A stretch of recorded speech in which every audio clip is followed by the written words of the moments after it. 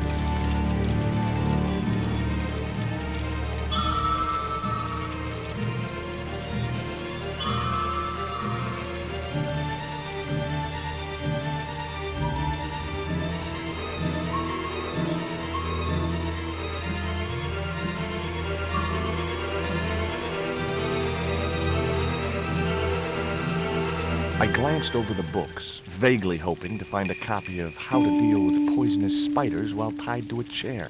No such luck. But I noticed one corner of the bookcase was supported by a loose block of wood.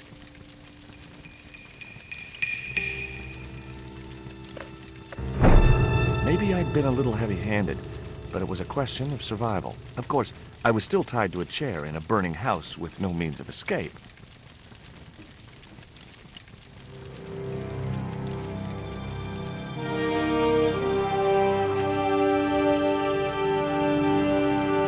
One mighty bound, our hero was free. Now, I had to deal with that fire.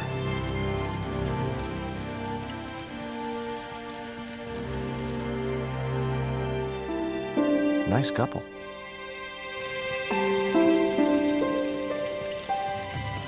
In the drawer was a small decorated pot.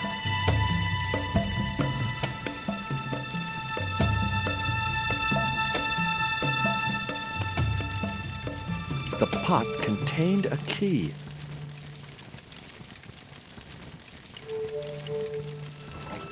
Inside, I found a bottle of tequila. Normally, I didn't drink strong spirits, but today was far from normal. Ew. Disgusting. Not only did the tequila burn like hell, I just managed to stop myself from swallowing the worm. There was something short, fleshy, and gross on the carpet. It was the worm from the bottle of tequila.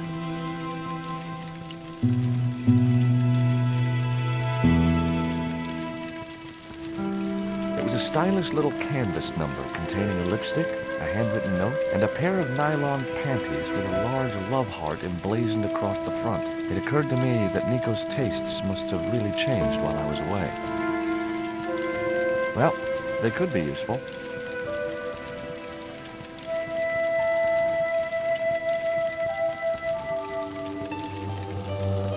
That dart was sharper than a mosquito's business end, but this didn't deter me from getting it anyway.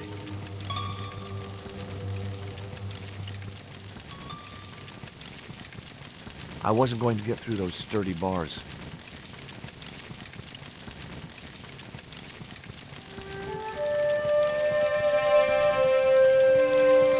There was no pressure in the siphon. I guess it was out of gas.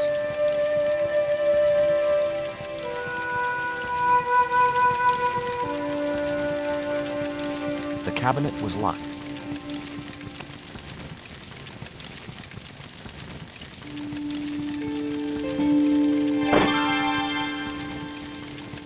As I released the lock, something blew the doors open.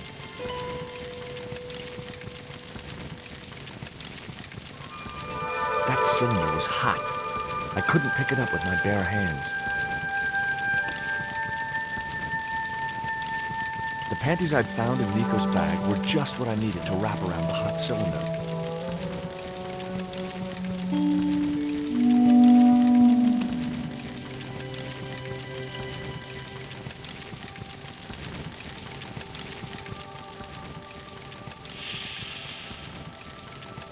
The cylinder gave out a faint hiss as the valve opened. What? Now I had one primed up and ready to use extinguisher.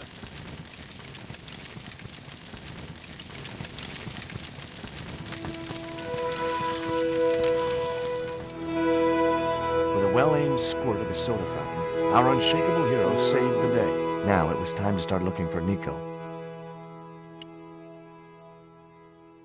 I wasn't going to burn myself on that red-hot doorknob, and it wasn't the time for subtlety.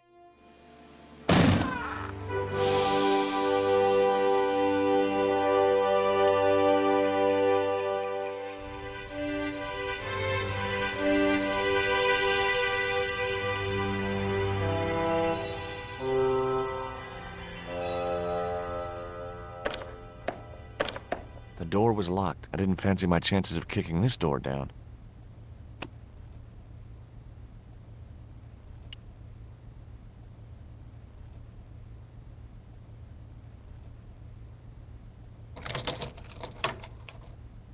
The house key didn't fit this lock.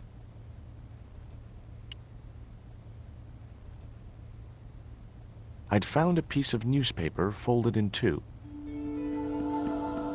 It referred to a forthcoming eclipse of the sun. Unfortunately, it wouldn't be visible from Europe. The best place to view the eclipse would be Mexico.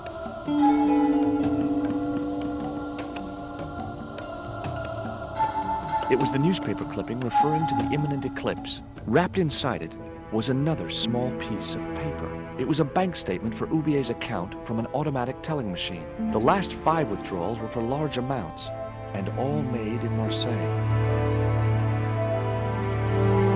I guess I had no business reading the note, but I figured it might give me a clue to what Nico was involved in. It was from Andre Labanau, the history student Nico had known at college.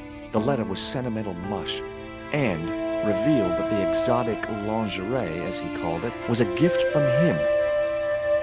It gave his telephone number. Labanau figured himself as a rival for Nico's affections, but I couldn't believe that that creep was in the running.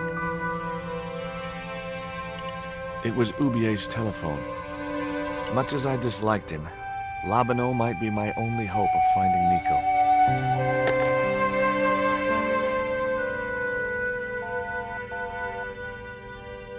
Hi, Andre? Who is this? It's George Stobart, Nico's boyfriend. Don't you mean ex-boyfriend? Look, I didn't call you just to pick a fight. I need to talk to you about Nico. Can't you accept she's just not interested in you?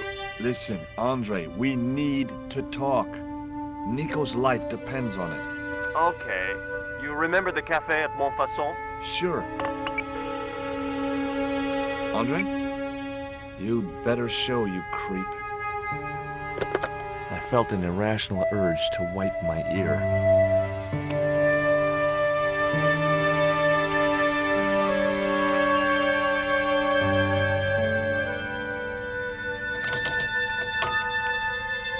I unlocked the door. I wasn't looking forward to meeting Labanau again, but he was my only link with Nico.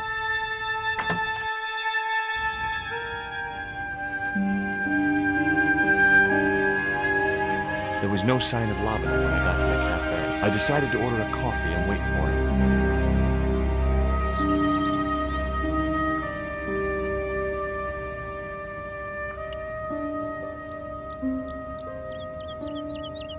Oh, Garçon?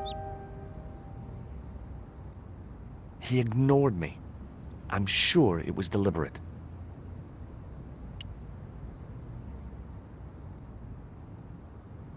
Pardon me, but don't I know you? Huh? You were here the day I found the catacombs. I was? Ah, yes. I remember you.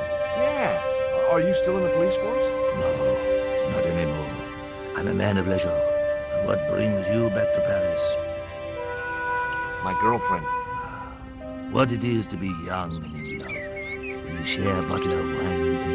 Hey, listen, I'd love to, but I need to keep a clear head. So my company isn't good enough for you. Have you ever heard of a Professor Oubier? No, monsieur.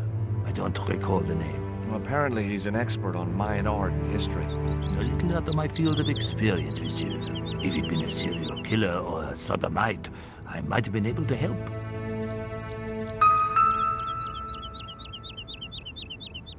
I couldn't snatch the man's flask while he was looking.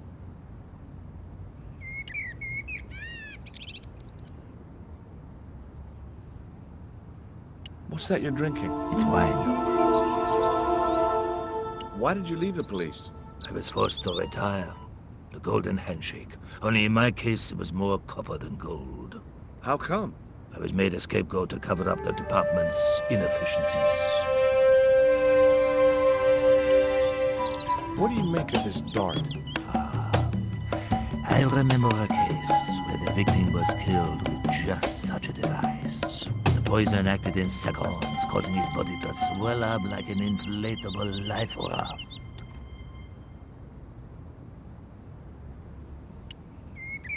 Tell me what you make of this note. From my years of experience, I gained a pretty good insight into handwriting. I'd say that note was written by a compulsive, obsessive type with an Oedipus complex. Hey, you got just about everything apart from the ponytail. What do you make of this news cutting?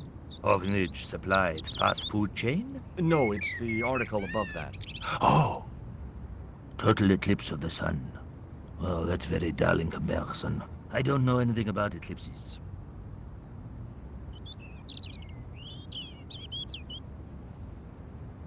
It was too hot to sit inside the cafe. Besides, I might miss Labino.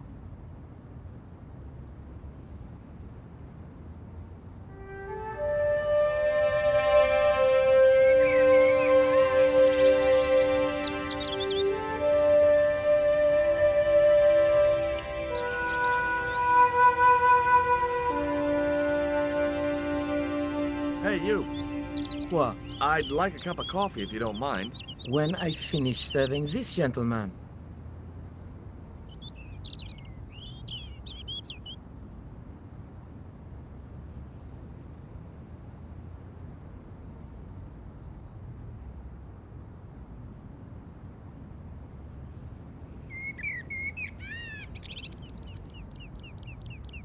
Un café. Thanks. What does that guy keep pouring out of his flask? Absinthe. Absinthe? I thought that was highly dangerous and outlawed in France. It is. Don't look at me, I didn't sell it to him. Do you know that man over there? I should think so. He's a regular customer. Have you heard of Professor Oubier? Oui. He married that actress, the little dachshund. They used to come here.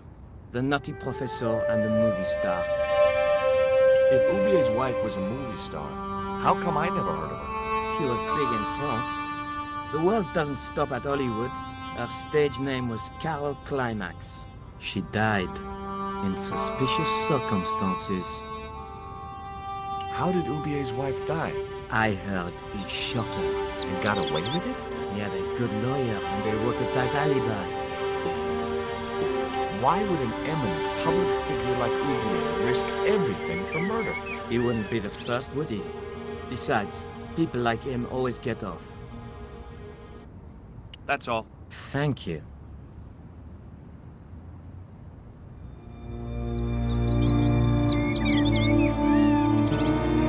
Well, this is a surprise, Georgie.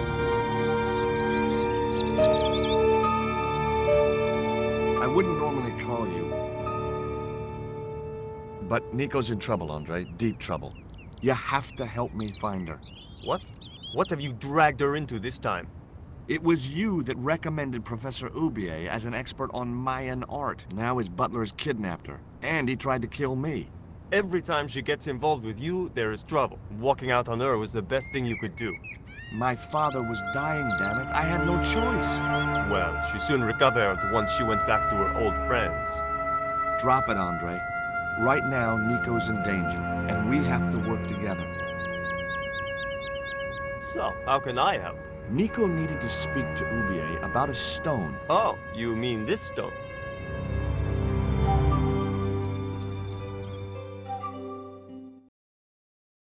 So that's what all the trouble's about. Precisely. Nicole told me to guard it with my life. Well, it's worth more than that, surely. Oh, very funny. What's funny is that your life really is on the line. What are you talking about? The stone is a Mayan artifact, dummy, and the guy who kidnapped Nico was from Central America. It was the stone they were after. Oh my god, you mean I could be in danger too? What do you suppose the carving on the stone means? I don't know. I haven't shown it to anyone. Why don't you just give it to me? I don't want your death on my conscience, George. Where did Nico get the stone? I'm not sure I should tell you. Oh, you should. It was something to do with smuggling. Why didn't Nico take the stone to Oubier? I don't know. Perhaps she suspected something like this would happen. If she's been hurt, Andre, I'll break every bone in your body. No, that's typical of you. Do you think I don't care what happens to Nicole? It occurred to me that slugs don't have bones to break, but I kept that thought to myself. Tell me about your friend Oubier. He's more of a professional acquaintance than a friend. I see. So you don't really know him at all? No, I don't. What can you tell me about this pot? South or Central American, I'd say. I have a friend who'd be able to tell you more. Where can I find this guy? He owns a gallery on the left bank. The Gliese Gallery. What do you think this is, Andre? I don't know. I'll give you a clue. It's got more backbone than you. You think you're amusing, don't you? See you later. Goodbye, Georgie.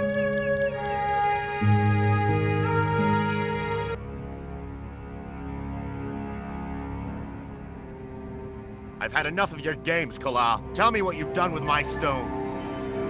I thought your business was simply smuggling cocaine, Karzak. Why are you so interested in that stone? Either you tell me what I want to know, or Pablo here will make you talk. Okay. Well, I figured someone at the university would be able to help. So I had a word with one of my girlfriends, and she told me her boyfriend was a lecturer. I sent the stone to the Department of Ethnology. You know, I figured it was South American, so... You're not buying this, are you? That's enough! I don't have time to listen to your mindless prattle. We'll leave you to think it over. Come the morning, you'll be ready to talk.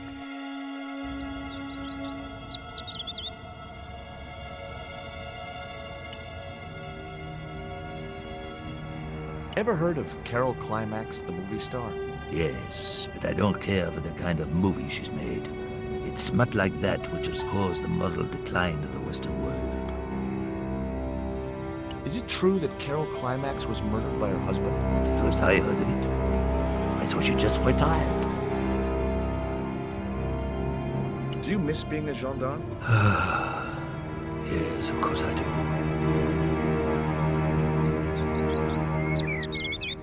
When I wore that uniform, I commanded the respect. Not anymore.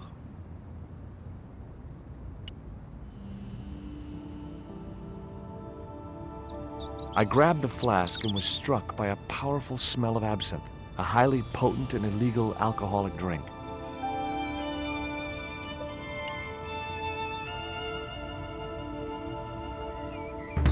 Excuse me. What? I'm trying to find my girlfriend. She's been kidnapped. Kidnapped? Yeah, it was our first day back together after many months. That's too bad. My God, that's depressing.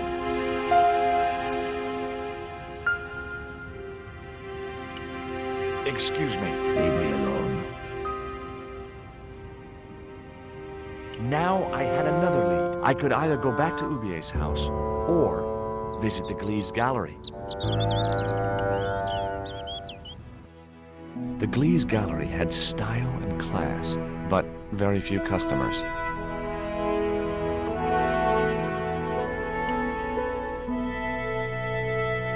Hi, girls.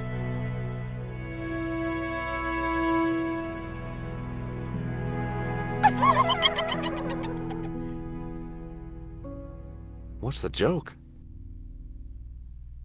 あなたはキレてですね。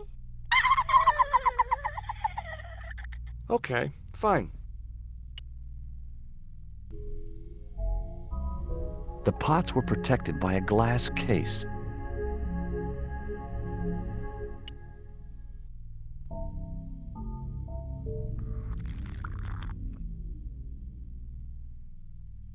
Are you Mr. Glees, the owner? Good God, no. Then I guess that must be him over there, right? Your powers of deductive reasoning astound me. What's that you're drinking? I'm not sure, but I have a suspicion it might be urine. Glees can't expect a favorable criticism of his gallery when he serves this muck.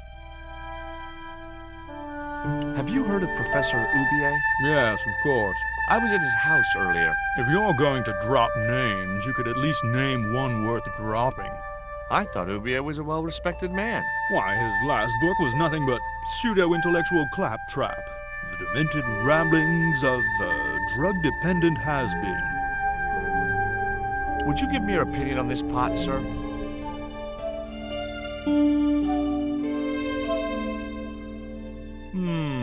Yes. Very rapouche. Rapouche? Hideous. What the hell do you think you're doing? You smashed my pot. Certainly, it was not only worthless, it was ugly and offensive. To you, maybe. Believe me, I was doing you a favor. I wasn't going to waste any more breath talking to that pompous blimp. Maybe I could turn the situation to my advantage, and at the same time, get my revenge.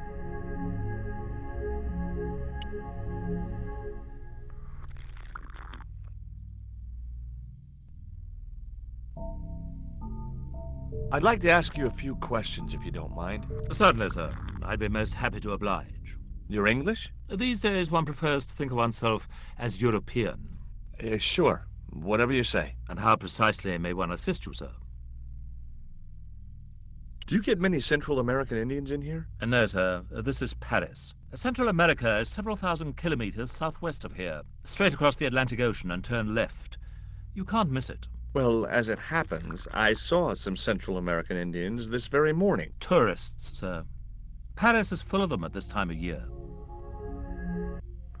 What I really wanted to ask you about was a black stone. A black stone? Yeah, it's a Mayan artifact, about as big as my hand. No, sir. One doesn't get much call for black stones. If it's Mayan artifacts you're interested in, I have some rather exquisite pots. So did I, until that slob smashed it. There is a gentleman over there who seems to be enjoying your wine. I can't think why. It was very cheap. Have you heard of Professor Ubier? Of course. His name is synonymous with Mayan art. A number of these artifacts were supplied by Ubier himself. Do you believe the story that Ubier murdered his wife? If it was true, who can blame him? He was an opportunist tramp. Well, that's what I heard. Have you seen any of Ubier's wife's films? Only one. Believe me, I was appalled, shocked, disgusted, and repulsed. Well, you sure got your money's worth. Last time I went to the movies, I wasn't even titillated. I suppose you have an import license for these relics? Of course. But that's not my problem, sir. The professor arranges all the shipping. We simply collect the items from the docks. Could you tell me which docks Professor Ubier uses to import the artifacts? Good God, no. I can't possibly reveal my commercial secrets. I found this news story referring to a total eclipse of the sun. Really, sir? Well, fascinating.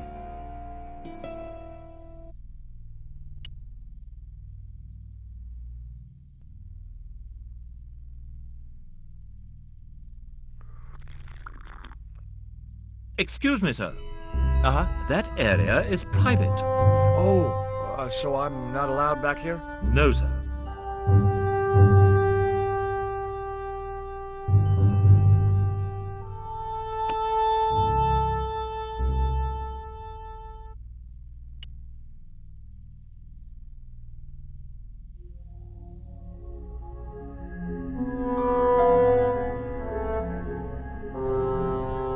I splashed a little absinthe into the glass and hoped he wouldn't notice the change of color.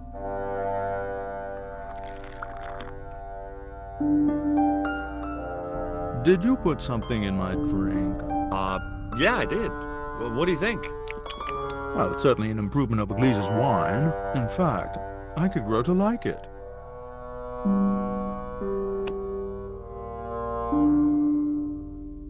Allow me.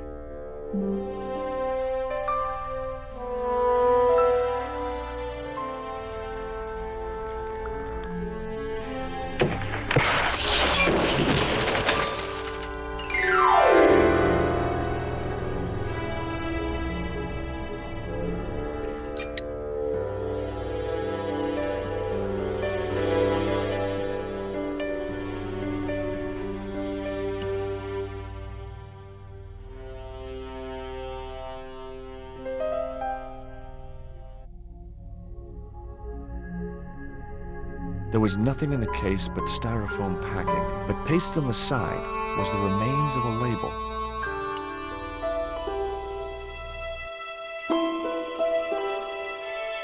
Underneath the logo of a flying bird were the words Condor Transglobal Mars. The rest of the label was missing. It was beginning to make sense. Oubier had organized Nico's abduction. Oubier withdrew money from Marseille. Oubier was connected with Transglobal, who shipped their goods from a warehouse in Marseille. That's how the torn Transglobal label had once read. Marseille, not Mars. It wasn't much of a lead, but it was all I had. I set off immediately to catch the evening train.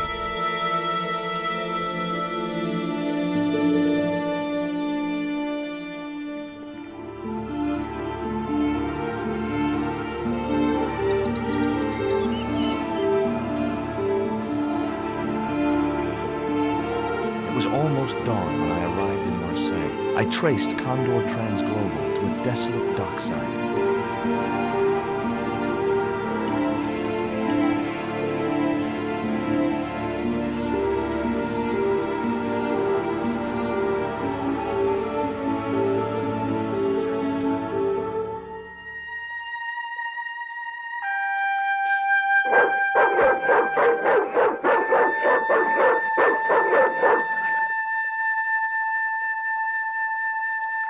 What's the big idea? I don't know.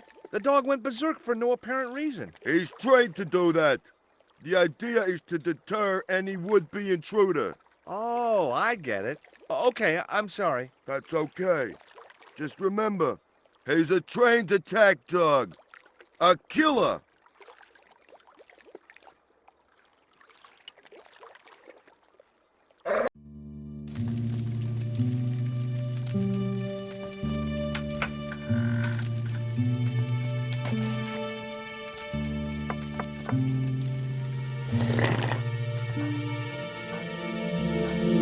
Hi, good morning. Do you know what time it is? No, I don't wear a watch. As my dad used to say, I'm not into time, man. Well, you're too early. What time is it anyhow? The big hand's on the floor. Why aren't you in bed? I can explain everything. Never mind, I ain't that interested. Does that dog belong to you? Nah, he comes with the job. I just feed him every now and then. More then than now, I'd say. Ever heard of Condor Transglobal? Sure, they have a warehouse here. Well, could I take a look? Not until after the holidays. Come back in a month. What's cooking? Beans. You know a man can live on nothing but beans. Not this one. Don't you ever get tired of eating beans? Sure I do. What do you take me for? And what's the alternative? Peas. I can't eat them too often, though. They play hell with my digestion. Have you ever considered changing your diet? What's wrong with beans and beer? You need me to tell you? You're pumping out enough methane here to fill a dirigible. Have you ever heard of Professor Oubier? Me? None of my friends are professors or anything like that. I gotta go now, but I'll be back. Can't wait.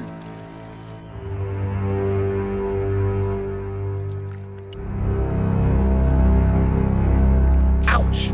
That's hot.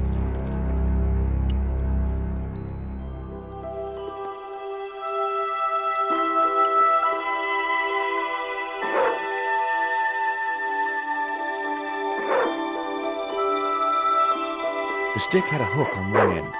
I figured it was a boat hook for hooking boats.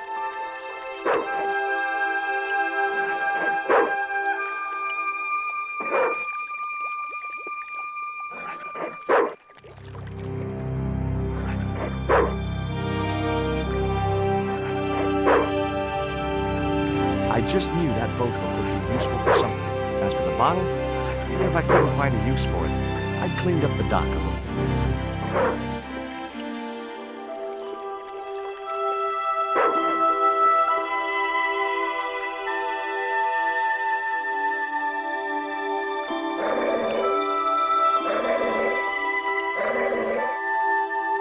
The bottle was half filled with water. Maybe it would cool the cone down enough to touch it.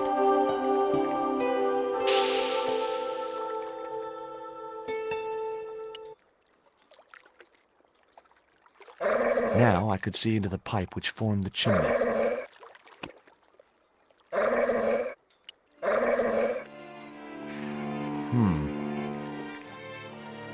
The bottle had blocked the chimney, and the hut was filling up with smoke.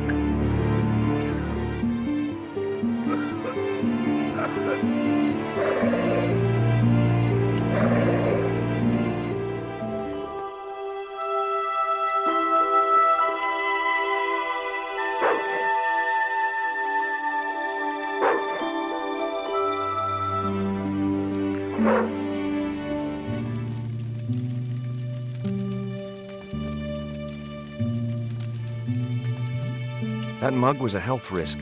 I decided to leave it where it was.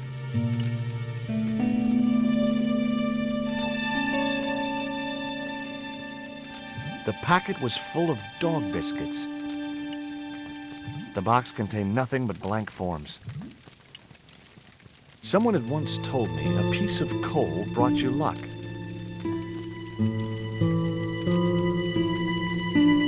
Who was I to argue with irrational superstition?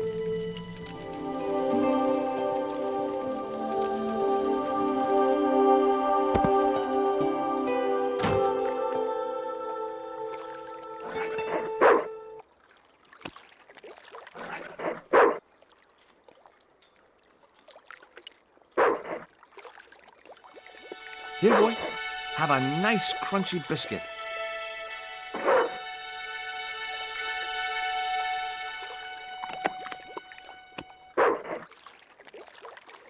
I felt a slight twinge of conscience as I prepared to give the dog a dunking. It soon passed.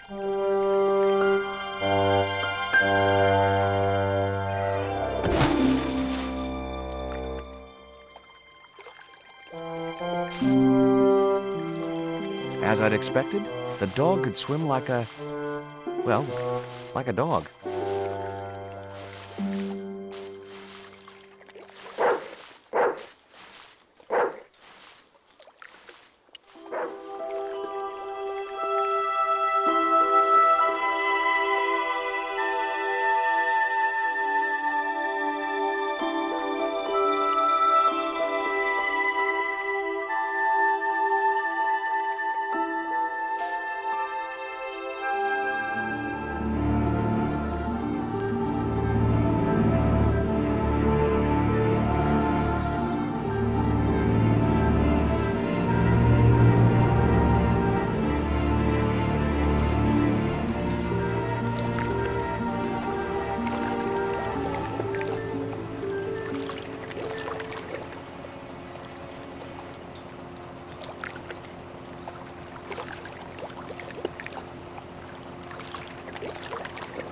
grill opened from the inside.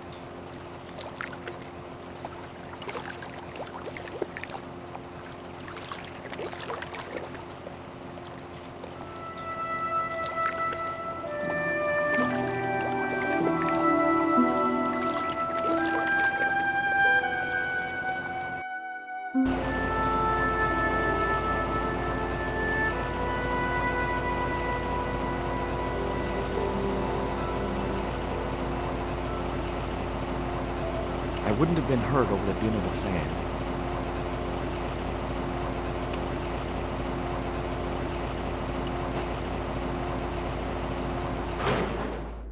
That did the trick. The fan clunked and shorted out as its blades were mashed by the booger.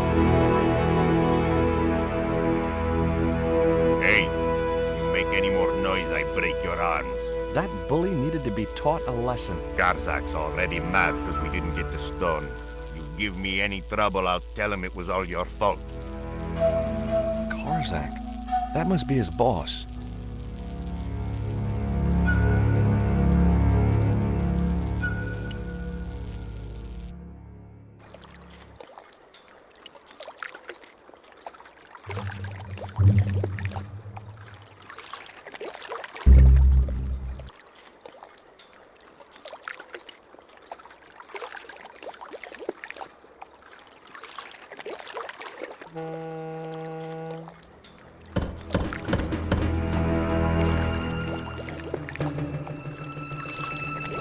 Who is he? My name is Stobart, George Stobart. What do you want? I want to return your spider. I pulled its legs off, which is exactly what I'm going to do to you. I got the feeling he wasn't too pleased to see me.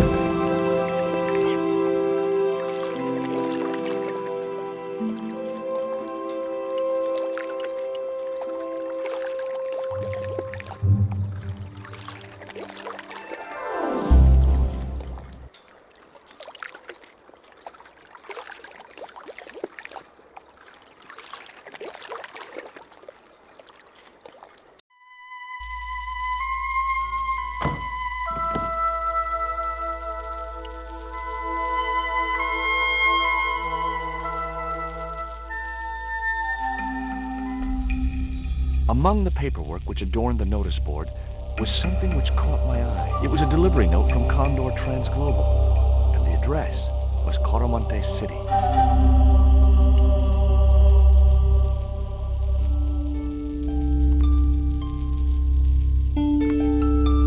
The only interesting thing I found was a small brass key.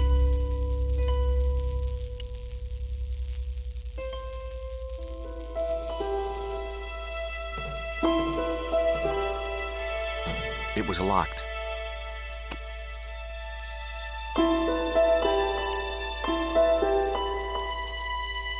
The little brass key didn't fit the lock.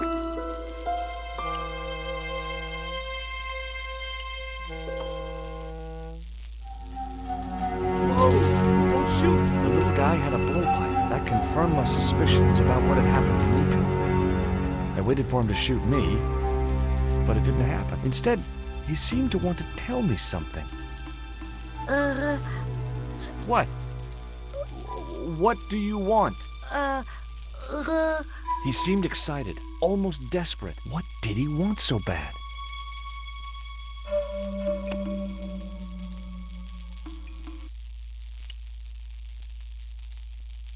Hi. I'm not going to hurt you. Quaramonte! Is that where you're from? Coromante City? Quaramonte! Quaramonte! Okay. what does this key unlock? Huh?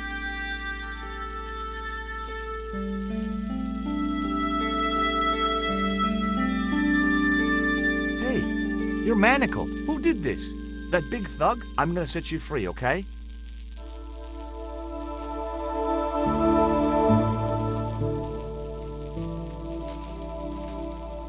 Hey, come back here!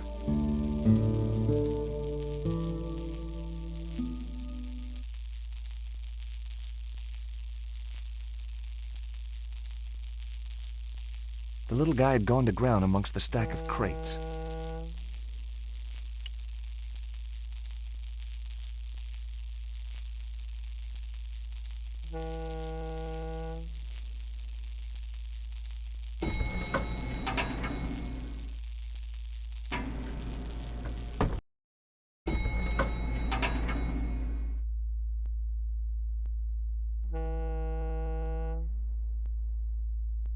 Just in time. Interrupting the beam of light kept the doors from closing and stopped anyone from using the elevator. But what now?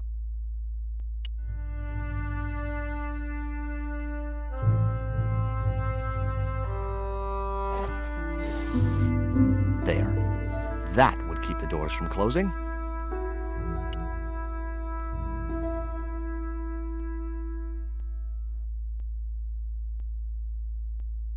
I was wrestling with the small crate when I noticed the label on its side. Danger. Live contents do not drop.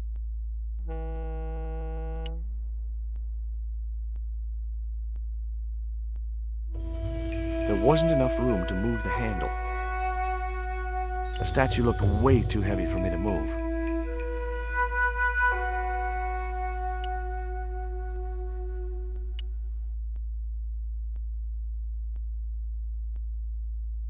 A sturdy beam was jammed across the doors. These doors were not going to open. There was no way to open that window.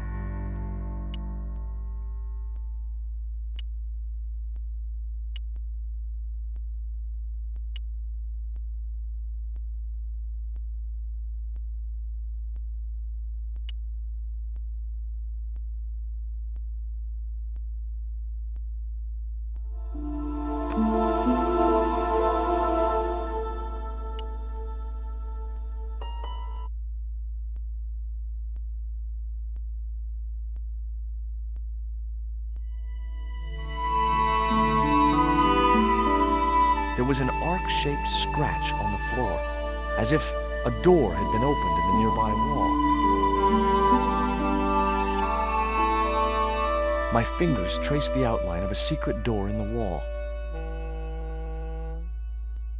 Then I found a small round stud, which was set flush to the surrounding wooden paneling. Just as I hoped, a secret room.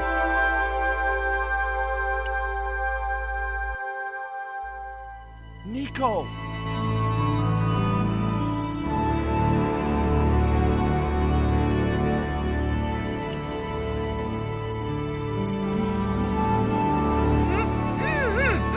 Hold still. This might hurt a little. Ow! Think yourself lucky you don't have a mustache. Thank God it's you, George. How did you find me? I'll explain later. We have to get out of here. Where's Pablo, the big guy? Out cold. Too much wine doesn't agree with him. Are you okay? Of course I'm not okay. Untie me this instant.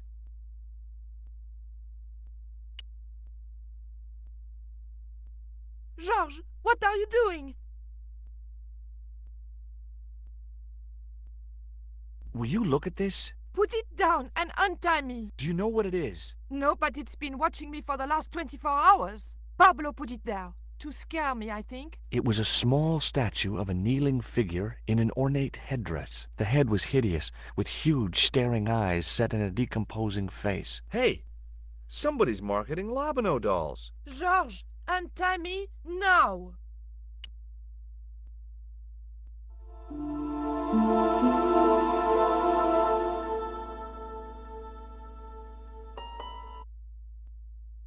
There. How are you feeling? Oh, thanks, George. How on earth did you find me? I knew Ubier had been in Marseille. But never mind about me. How about you tell me exactly what's going on, starting with that Mayan stone? I picked it up from one of Karzak's men in Paris. I was expecting a consignment of narcotics. Drugs? Yes. The proof I needed to expose Karzak's smuggling operation. I'd set it up to act as his courier, and once I had the proof, I planned to go straight to Inspector Mou. But instead of the dope I'd expected, they sent me that stone instead. And to find out more, I called Professor Ubier, who invited me to his mansion. At least, I thought it was Ubier. I don't get it. If Karzak's business is drugs, why is he so desperate to get his hands on that stone? Maybe it has some significance to the local people in Central America. It could be Karzak's means of getting them to work for him. Anyway, we've got to get out of here. Nico, wait!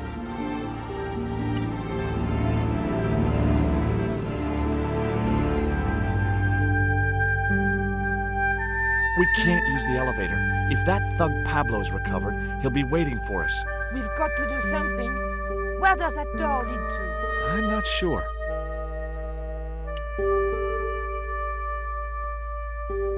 These doors were not going to open.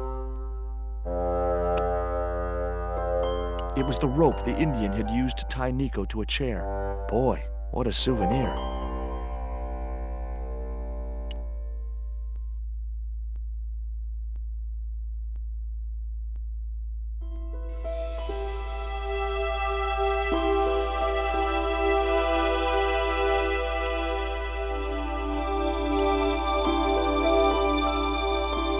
The rope wasn't long enough to reach the pulley.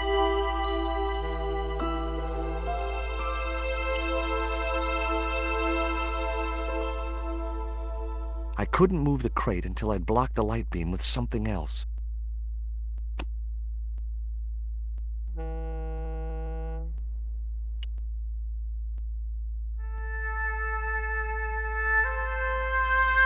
Hopefully, the tape would prevent those doors from closing and stop the Indian from being able to call the elevator.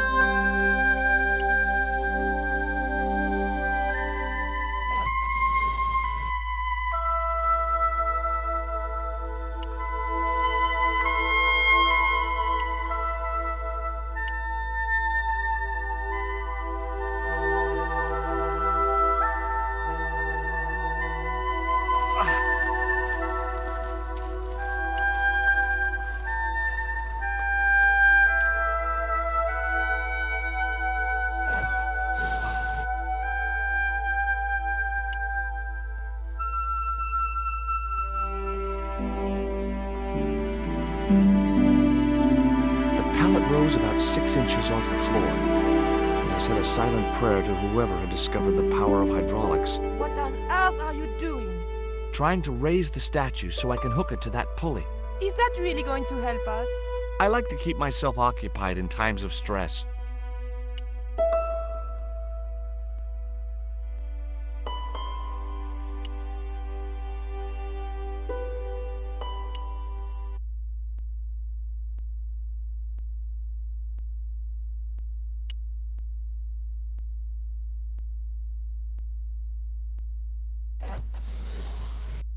It was too heavy for me to move on my own.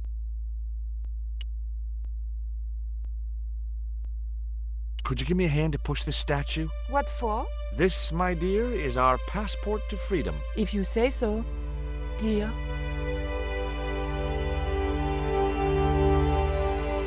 Okay, push!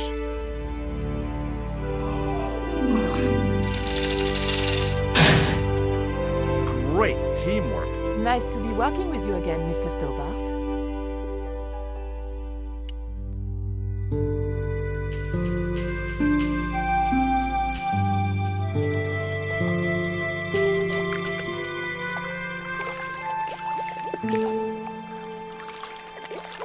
I thought about hanging from the cable with my bare hands, but it was too far to the other end of the cable to escape that way.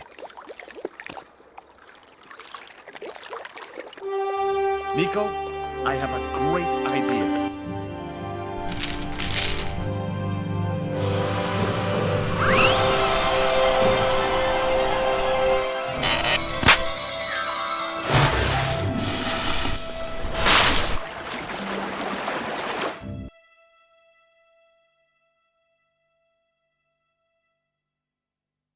Josh, where have you been? Never mind that. Do you have the Mayan stone?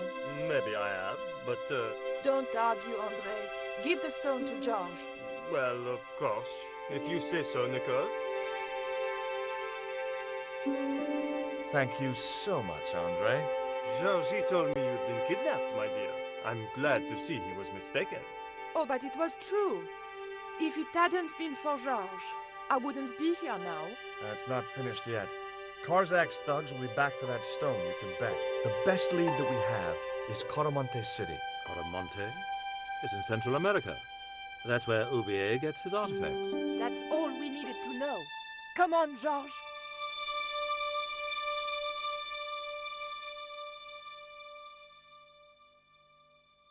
Quaramonte, the traveler's rear entrance to Central America.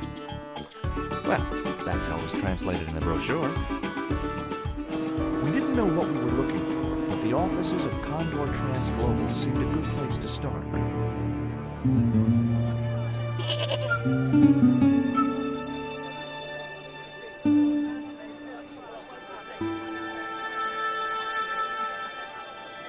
Hey, it's market day. I don't see any cabs. Let's ask someone how to get to Quaramonte City. Okay. Keep your eyes peeled for any sign of Condor Trans Global.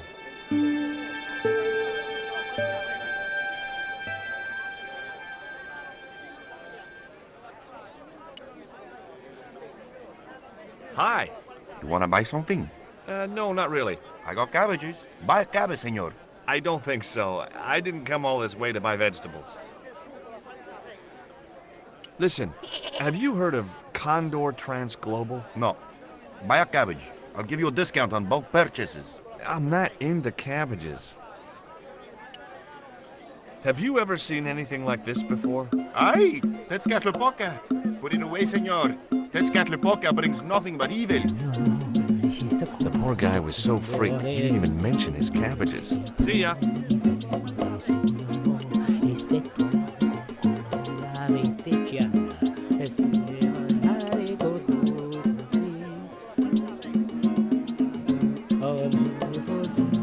Do you have crabs?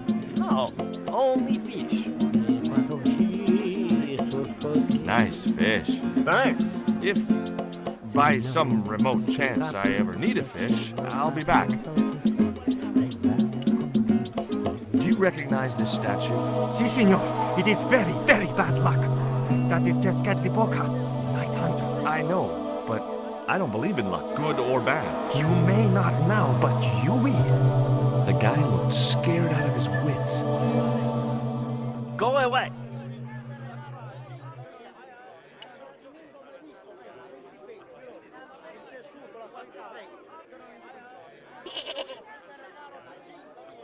Hey, cheer up, guys. What's with the long faces?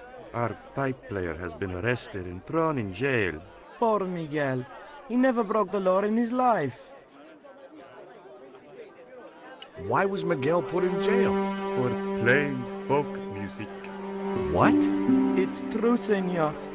He insisted on playing traditional Quaramonte music, even though it's illegal.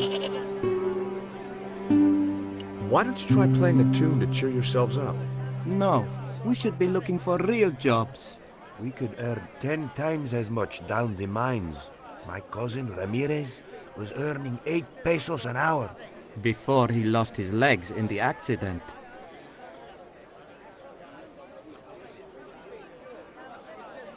Tell me about the accident at the mine. There was an explosion at Teoculcan. 30 miners were buried alive. They got some of them out, though. 2 of them, including your cousin, and they left half of him behind.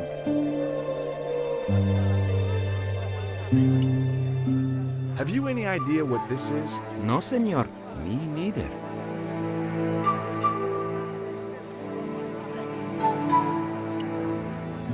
Take a look at the design on this label. I have seen that before. Where? There was a ship flying a flag just like that. When did you see this ship? 3 months ago. It was here, at the docks.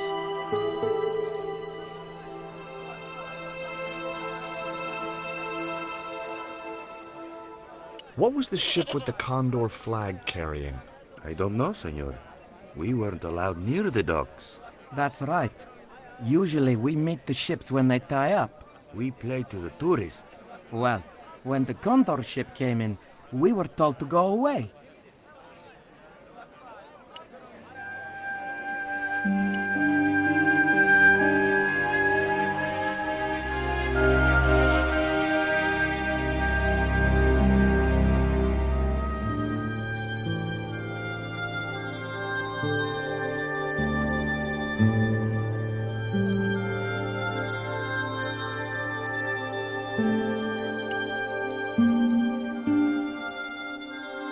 Hi, I'm George Stobart. What can you tell me about the mining company? The general closed down one of their mines after the explosion. Lots of folks lost their lives. I was lucky. I only lost my legs. Do you recognize the design on this label? Why, sure. That's the Condor Transglobal Shipping Company logo. Do they have an office in Quaramonte? No, but they ship out from here. That's what I thought. Do you know what this statue represents? Should do. I used to carve things like that to sell to tourists. But it scared people around here, so I stopped.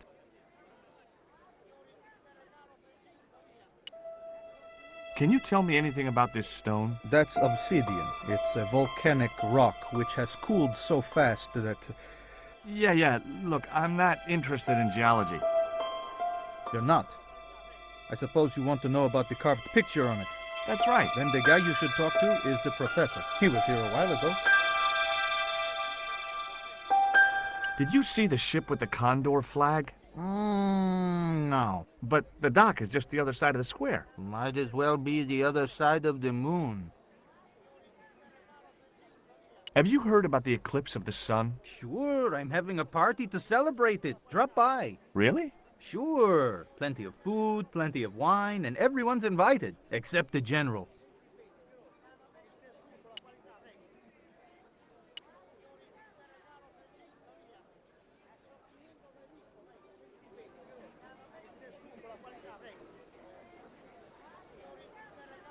I suddenly realized this was Dwayne Henderson, the guy I'd met in Syria last year. He was a little confused about whether or not he really worked for the CIA, since he wasn't too sure, and neither was anyone else, including his wife, Pearl. Hey, Mr. Henderson!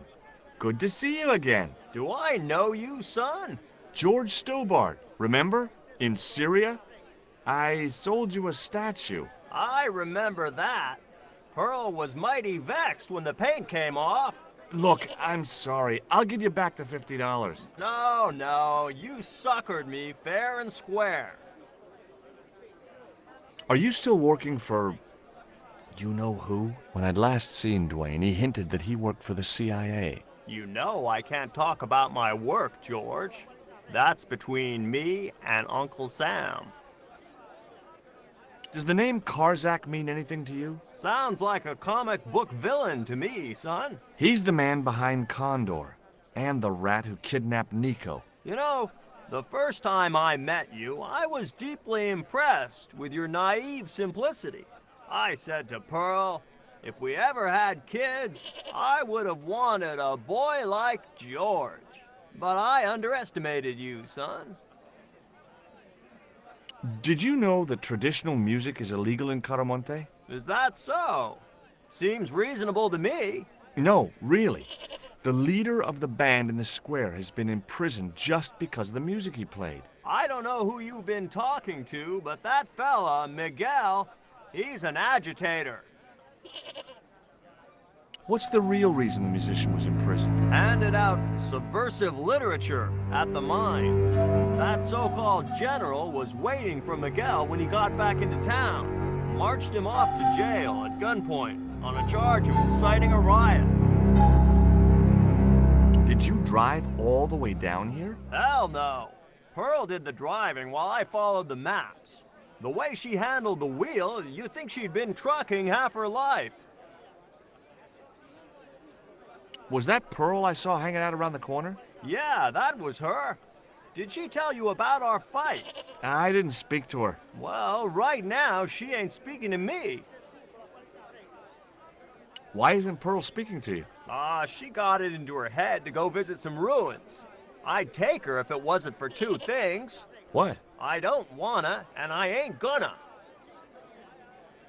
Why did you bring a huge truck like that? George, I'm on a top-secret classified mission for Uncle Sam. This truck is a rolling bomb. 400 pounds of nitrate fertilizer with a plastique initiator. They'll hear the bang in China. Gee, I'm really looking forward to this. Do you know anything about a shipping company called Condor Transglobal? Sure I do. You have to get up pretty early to catch Dwayne with his pants down. What? You beat me to it? Condor Transglobal is all wound up. Seems like my investigations scared them off.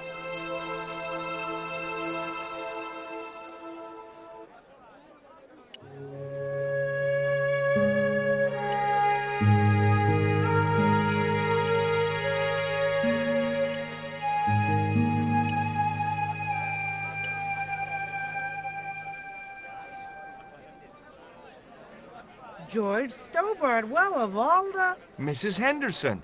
Boy, this is some coincidence, huh? When you've been married to a fruitcake like Dwayne as long as I have, you stop believing in coincidence. Why aren't you speaking to Dwayne? Because he's an old spoiled sport sourpuss. I want to visit one of those old pyramid places, but Dwayne says he has to stay in town. Right. And you don't want to go on your own. Well, there's no point in going to the pyramid if there's no one around to take my picture. Is Dwayne still working for the CIA? If he is, he doesn't know it. He's what they call a snoozer. Don't you mean a sleeper? No, this is different. He used to think he worked for them, but the psychotherapy cured him of that. What he doesn't realize is that now he really does work for them. At least that's the way I understood it.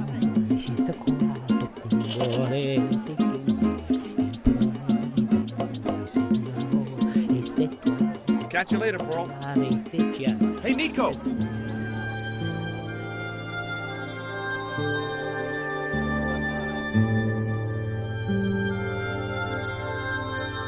I have done just as I have been instructed, Professor. With the mine closed down, there'll be no one around to observe your excavation. Ah, I have visitors. Just remember what I told you, General. There's really no need to make a martyr out of that man.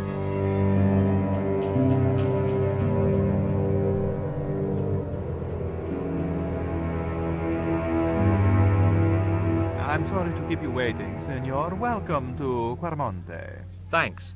My name's George Stobart from California. But what is this? An angel come down to earth. Nicole Collard. Enchanté, mon général.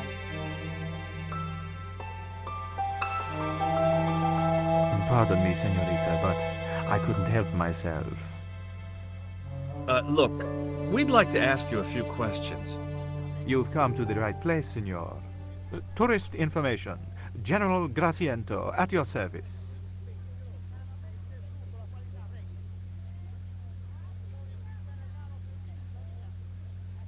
This is the tourist office? It says police on the sign outside. It is both, senor. I am a man of many parts. I can see that, General. Is it true there's a restriction on music in Quarmonte? Yes, there is. An emergency measure introduced by Nuestra Senora. Folk music is a link with the past for some of these people. Take away their musical roots and what do they got left? Easy listening. You think easy listening could replace a musical heritage hundreds of years old? Why not? It happened in your country. Are there any ruins around the city? Of course, senor. Quarmonte has everything. I have a friend who wants to visit an historical site. Ronaldo will only be too pleased to conduct a guided tour, when he's dealt with today's paperwork, of course.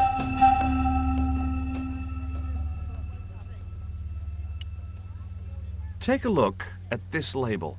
Si, senor. Condor Transglobal. Can you tell me where to find their offices? No, senor. I never heard of them, and neither did Ronaldo. I hear there was an accident at the mine a few months ago. That's correct. A lot of men killed, weren't there? A few. 30? Barely 1% of the working population. Are you sure you never heard of Condor? Oh, yes. The company is registered here in Quaramonte City. You are mistaken, senorita. The musicians out in the square say that a ship flying the Condor flag was birthed here. They are simple peasants. They will go along with anything you say in the hopes of parting you from your money. Have you heard of a guy called Karzak? No. No, I never heard of him. Condor is run by Karzak, isn't it? Wrong again, senor. Karzak has nothing to do with anything called Condor, whoever he is. Do you keep a record of companies registered in Quaramonte? Of course, senorita. Unfortunately, all the records were destroyed by a flash flood. Who was the guy you were talking to when we arrived? Professor Ubier, a visitor, senor, like yourselves. Did you say Ubier? Si, senor. Professor Ubier, a French archaeologist. I'll be back.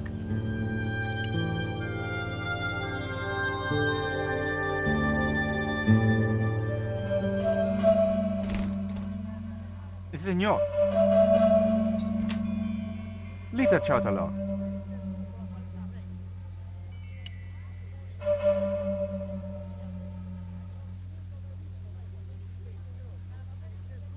Do you have a map of Quaramonte? A map? I'm sorry, senor, but I don't. What about the one on the wall? Ah, that is an archaeological survey map, senor. Not suitable for tourists. What's Ubier doing in Quaramonte? Researching our rich and glorious past, senor. The professor is planning an expedition to some Mayan ruins. He came to see me to get an excavation permit.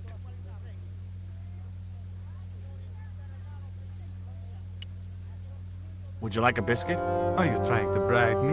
Well, every man has his price. Mine is more than a dog cookie, Senor Stobart. Do you know anything about the forthcoming eclipse, General? Such things do not interest me, senor. Have you ever seen anything like this before? That's a native carving, isn't it? Where did you get it? We picked it up in the market as a souvenir. What do you think of these panties, General? Oh boy, fabuloso. They're yours if you'll tell me all you know about Karzak. I told you, I never heard of the guy. Do I get the panties now? I told you all I know. You told me nothing. I'll be back. I wasn't going to try investigating the passage while the General was sat there. Hi, I'm George Stobart. Hello, senor. How can I help you? I'd like to visit your prisoner. Condemned prisoners aren't allowed visitors. Condemned? To death. He is to be executed. Knowing my luck, I will probably have to shoot him myself. Amnesty International's gonna hear about this. I thought Miguel was arrested for playing the wrong kind of music. Si, senor, he was. And that carries the death penalty? No. You think we're crazy?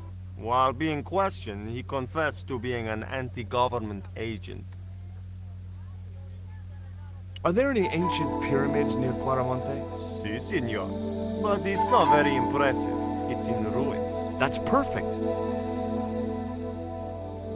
Would you be willing to give a guided tour of the ruins? I can't. The General would have a fit if I left all this paperwork. So long.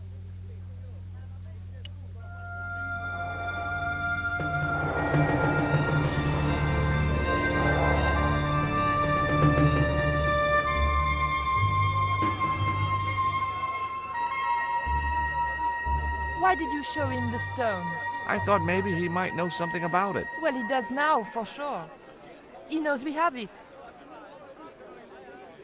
Did you notice that chart on the police station wall? Yes.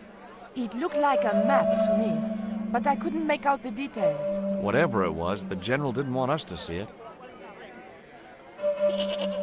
You came on a little strong with the General. I was merely flattering his ego, Georges. Every man has his Achilles heel. Maybe, but that guy's weakness isn't in his foot. Did you know Oubier's wife was a film star? No, I didn't know he was married. What happened to her? She died. In mysterious circumstances, apparently. How mysterious? I heard she was murdered. Possibly by Oubier himself. A murderer, huh? André said he was something of a celebrity.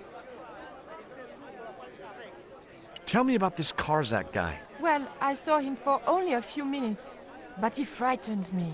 I got the impression that Pablo was nervous when he was around too. His eyes, they're like a wild animal's, like a tiger. That's what scared me most about him. He looked so unpredictable and dangerous. That man we saw talking to the General was Oubier. Didn't you recognize him? I never met him, remember?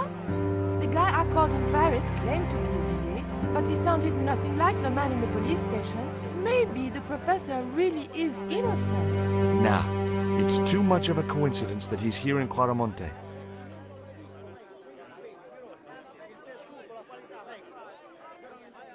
Take a look at this. Mon Dieu! Where did you get that kind of money? It's not mine. I found that statement at Oubier's house.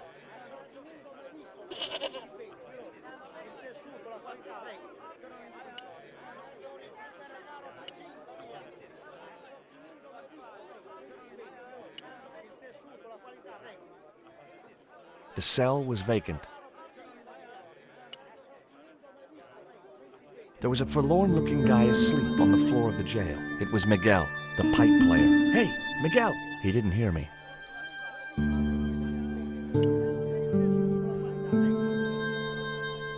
Professor Oubier? Yes? Who are you? My name is Stobart. George Stobart.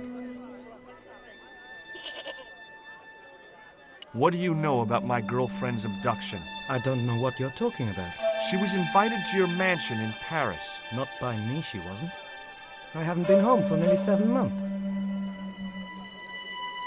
Take a look at this, Professor. What have you got to say about that? Where did you get this? Never mind that.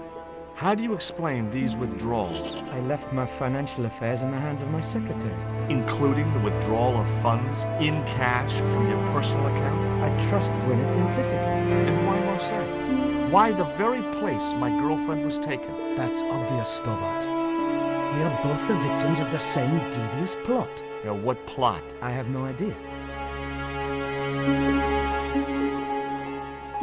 Have you ever employed a Central American butler or servant? I've never employed any kind of servant, monsieur. Do you see this label? Yes. It refers to a company named Condor. What of it? I traced that company here to Quaramonte. Do you know where I can find the offices of Condor Transglobal? The company no longer exists. They went bankrupt recently. Does the name Karzak mean anything to you? Yes, I know him. In fact, if it wasn't for Karzak, I wouldn't be here. What? He's financing my expedition. I have proof that you are directly involved with Condor. I used them as shippers to transport artifacts to a gallery in Paris. Beyond that, I have no connection with the company, which, as I said, no longer exists. Tell me about your wife, Professor. Please, I don't want to talk about her. Maybe you don't, but I do. Why was she known as the Little Dachshund? It was just a silly pet name I used to call her. Somehow some damned reporter found out.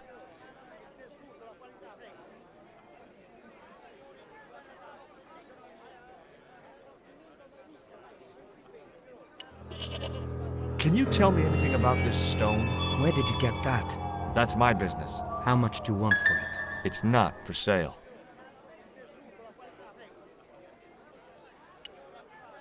Can you identify this statue, Professor? Oh, yes. Tezcatlipoca. the Lord of Darkness. A Central American god, right? A supreme deity. Tezcatlipoca means, literally, smoking mirror. There. You see the mirror shield in his left hand? The Mayans believed he could look into the mirror and see into the hearts of men.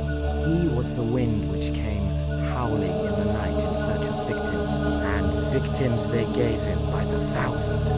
Human sacrifices? Men, women, children, animals, anything that bled. The steps of his temple ran red with the blood of sacrifices. The Mayans have a legend that says he'll return one day. I hope I'm not around to see it.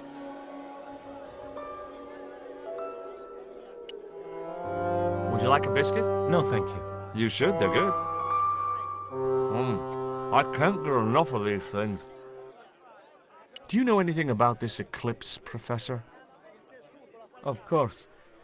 It's not the reason I'm here in Quaramonte, but I'm looking forward to seeing it all the same.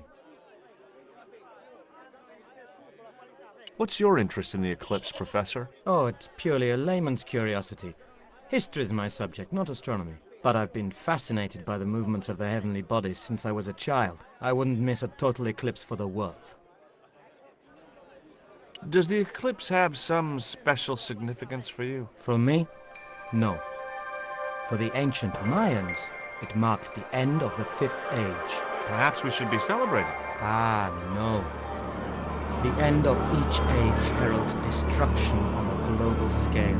The fifth is the final age, ending in the total destruction of the Earth.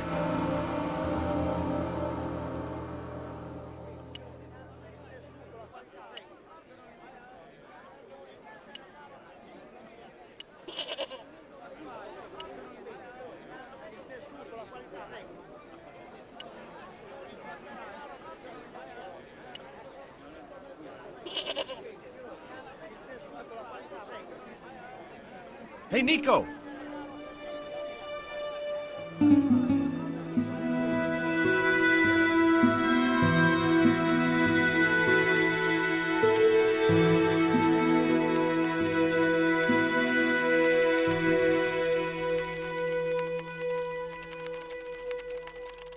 Hola, señora. Hi. We were wondering... I was talking to the lady, Chico. Hi, my name is Nicole Collard. Concha Garcia. How can I help you, sister? The corporation I represent is considering a major investment in Quaramonte. Your advice, as the head of an obviously successful concern, is precisely what I'm after. My assistant, Mr. Stobart, has a few questions he'd like to ask you.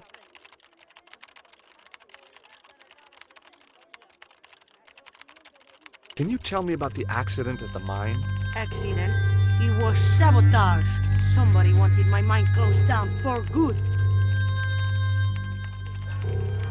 Do you have any evidence that the mine was sabotaged? Not yet, but I'll get to the bottom of it. There'd been trouble at that mine for several months. The workforce was getting smaller every day. Someone had started a rumor among the men that the mine was cursed. Now the entire operation has been closed down. Have you heard of a man named Karzak? No? Who is he? He's the reason we came to Quaramonte. We think he's running a drug ring. Well, I hope you find him, but I've never heard the name before. Where's the site of the mine? Several days upriver at a remote area known as Teoculcan. Do you know Professor Ubier? Yes. I understand he is about to embark on an archaeological expedition. He hired some equipment from me earlier today. I overheard him talking to the general. I think they're working together. What? If I'd known that, I wouldn't have hired out the equipment. Now, why would the general be interested in an archaeologist?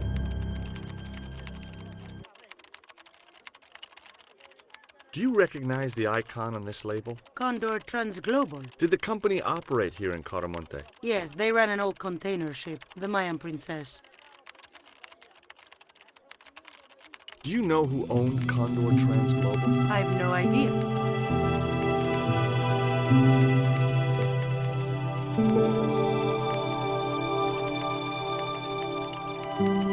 Have you heard about the fourth coming eclipse? I don't take much interest in things like that. One of the boys might know about it.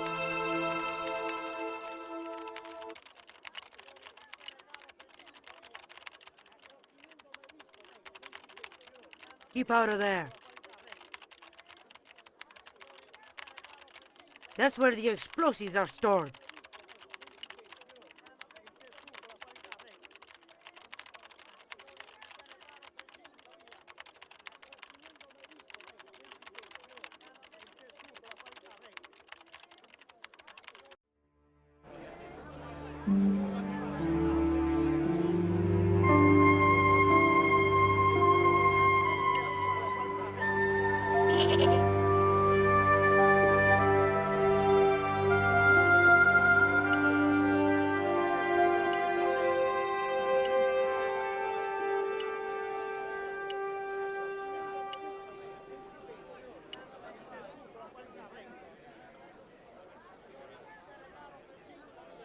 Do you think the general was involved with Condor? Hell no. And if he's a general, I'm a Buddhist. No, that fella's just a mouthpiece for the real power in Quaramonte. So the general is nothing but a puppet? He's like Pinocchio before he met the Blue Rinse Fairy. Strictly strings and wood. Who's pulling the strings? His mother. Better known as La Presidenta, the dictator. Is Miguel the reason you're here? Pretty smart, George. I was supposed to make contact with him. By the time I found him, though, he was in jail. I've been trying to figure out a way to get him out since then. Sounds good to me. Count me in. Good man, George. All I need is a detonator. How come you brought a truckload of explosives but no detonator? Call me old-fashioned, but I say packing trunks is woman's work. I left the packing to Pearl, and I can't find a darn thing. Just hope she remembered to bring my denture polish. I'd sure hate to arrive back in the States with tar on my teeth. Did you find any evidence of Condor's drug smuggling operations? Drugs? Hell no! Condor was a cover for the illegal export of Mayan artifacts. So who was behind Condor Transglobal? It was registered in the name of Edan. Did you get the guy? I don't think he ever existed. Edan backwards spells Nady, Spanish for nobody.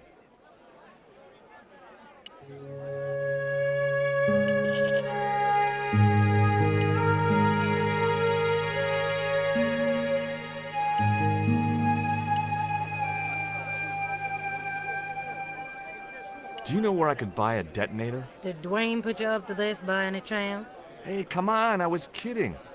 Did you think I was serious? I know what you boys are like when you get together and make plans. Dwayne says he could solve all the world's problems if he had enough missiles.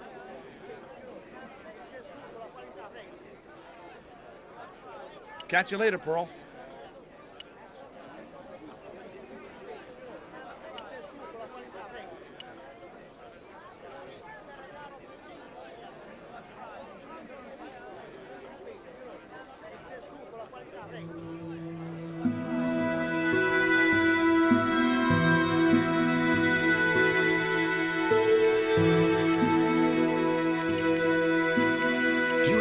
Kind of detonating device in stock?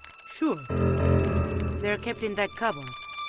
I don't suppose you have one spare? I can't simply give you a device like that, no without a damn good reason. The General has a chart in his office, which he was discussing with Ubier. Perhaps that chart will tell us where they're heading. Maybe, but I can't get anywhere near it while the General and his sidekick are there.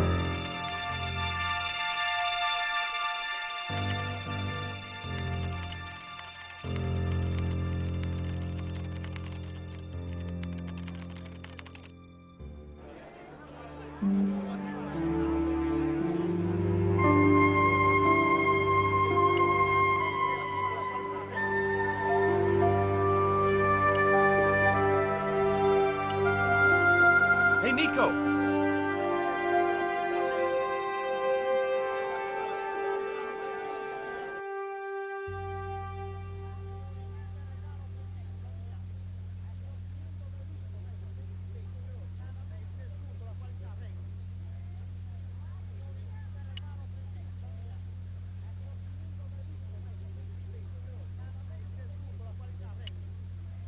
I found these in your bag. Oh, they were a gift. I know. I read the note. God knows what was going through Andre's mind. I think that's quite plain enough.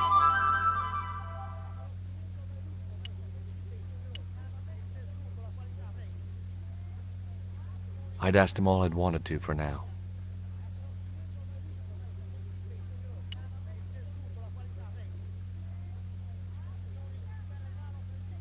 Senor. Sorry, I forgot.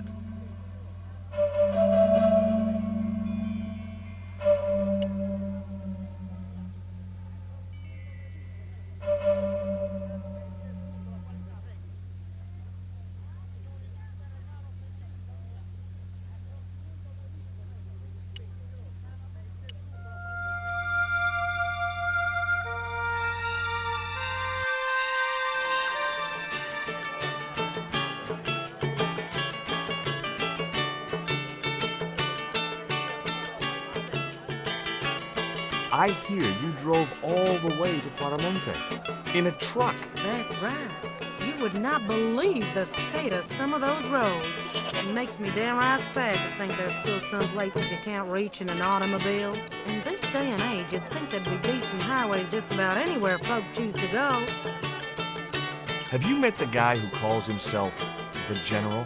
No, I haven't. Is he a real general? I guess so. He wears a lot of medals on his chest. The wrong side of his chest. At least for any army I'd ever seen. Did you know that the truck was full of explosives? Whatever gave you that idea, as if I couldn't guess? Your husband. He was exaggerating, wasn't he? Sometimes I wonder how I'm gonna cope with Dwayne's over-fertile imagination. What brings you to Quaramente, Pearl? What takes me just about anywheres. The market. You drove 2,000 miles to go shopping? Shopping is my role in the economy of the great design, George. Catch you later, Pearl.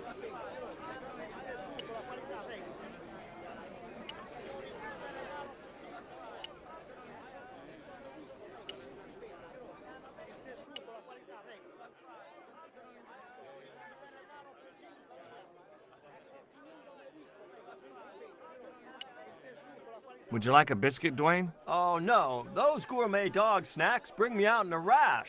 You've tried them? They were on special offer. Pearl bought a whole crate. When I asked her if she was thinking of keeping a dog too, she just laughed.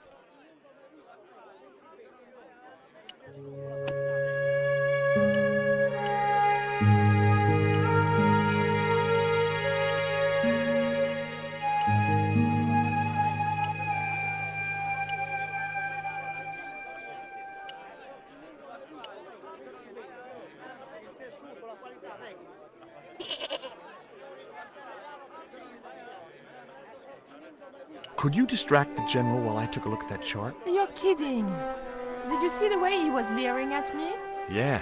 You'd make a great snake charmer. Come on. 5 minutes is all I need. Well, maybe. But it's your harebrained scheme. You do the talking.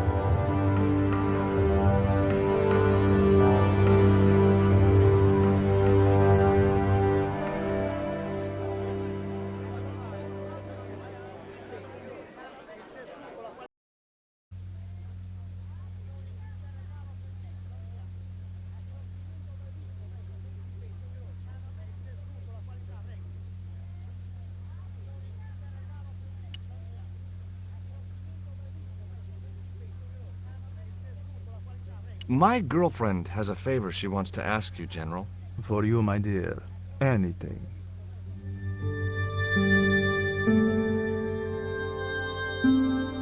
I've changed my mind. Oh, no, you haven't. She's embarrassed about asking you for an interview, General. An interview with me? Fabuloso! Well, I want to write a story about you. You hear that, Ronaldo? An exclusive glossy spread about your beloved general. Si, Signor General. Look after things here. I'm going back to my apartment and I don't want to be disturbed. I'll get you for this, George Stobart. Don't worry. If you're gone for more than a couple of hours, I'll come and get you. A couple of hours?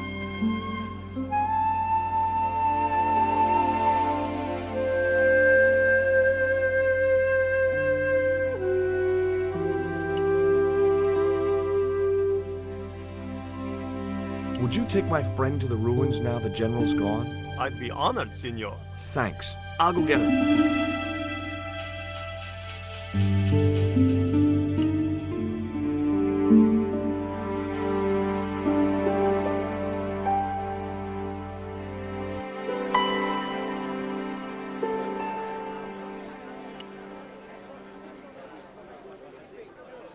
I've made the arrangements for your visit to the temple, Pearl. Oh, that's just great, George. Why don't you come too, honey? I'd love to, but right now I have to save the world.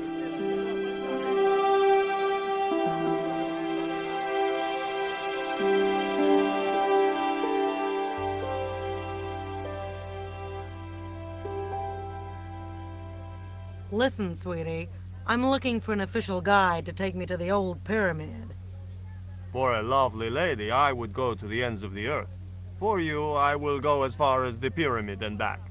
But what about your husband? What he doesn't know won't hurt him. Let's go, Beanpole.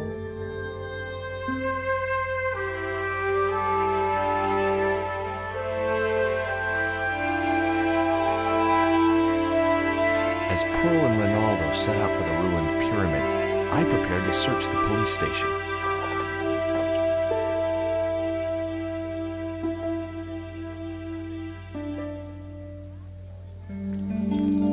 It looked like a geological survey map showing the land to the southeast of Cuaramonte City. About 60 miles inland and upstream was an area marked Teoculcan.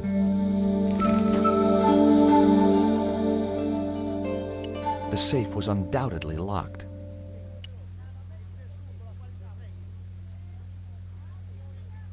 I had no need for junk mail, especially someone else's. I decided to leave the television switched on.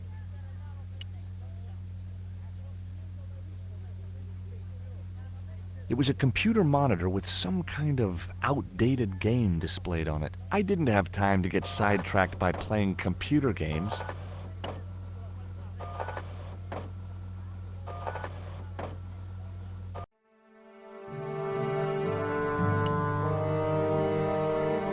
I'm George Stobart.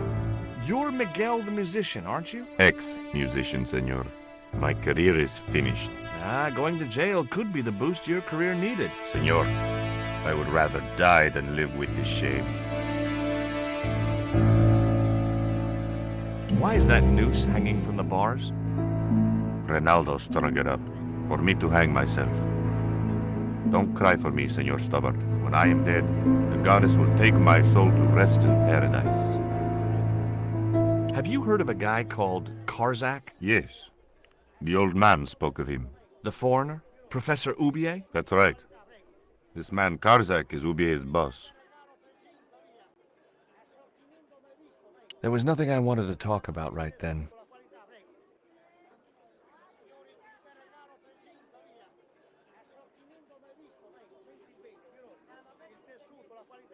I couldn't reach the light.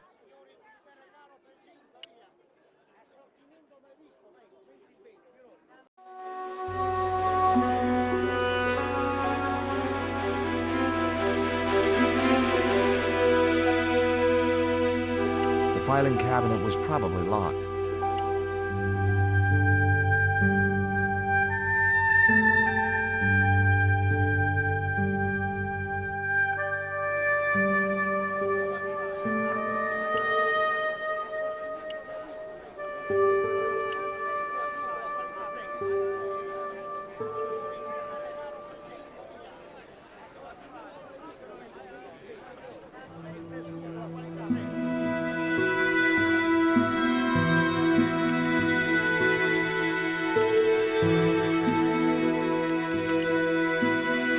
I got a good look at that chart in the police station.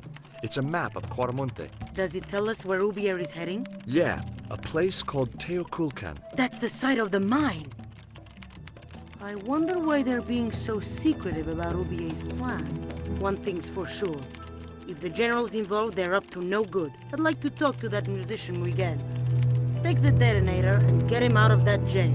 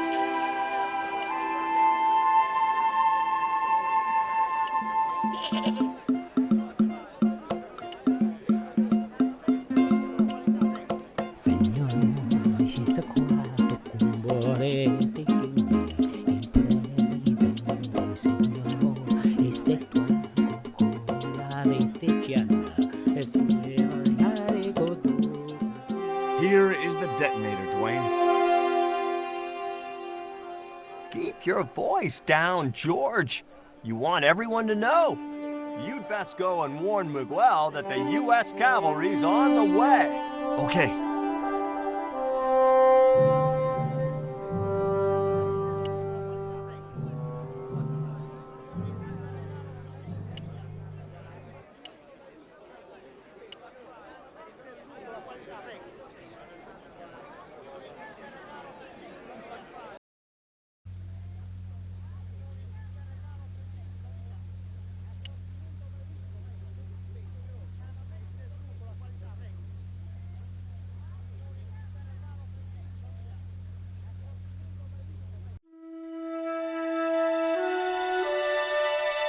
I couldn't reach the noose. Hey, Miguel! What is it? What is happening? We're getting out of here. Who's we? They've sent the Delta Force? Nope. The Impossible Missions Force? Don't make me sick. Much better. Who then? A retired greetings card salesman from Ohio. I'm doomed. You're not the only one. I should have known you'd be trouble the moment I saw you. Look, I can explain everything. Get in that cell, now. And what if I refuse? He'll shoot you. Okay, here I am, going quietly into the cell.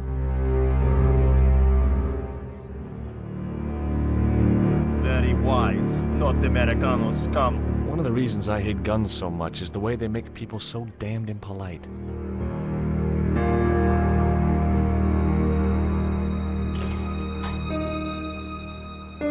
I hope you're enjoying your vacation, Senor Stovak. Go polish your weapon, Ronaldo.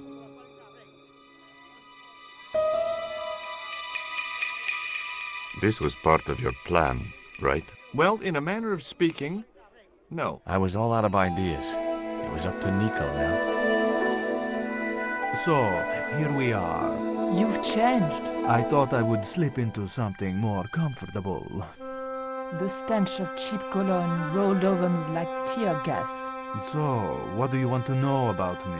Ask and I will answer. I will deny you nothing.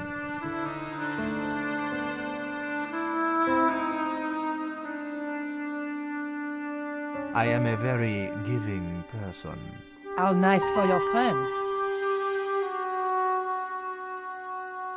Your eyes are glittering like stars. His damn cologne was making my eyes water. I was running out of sofa.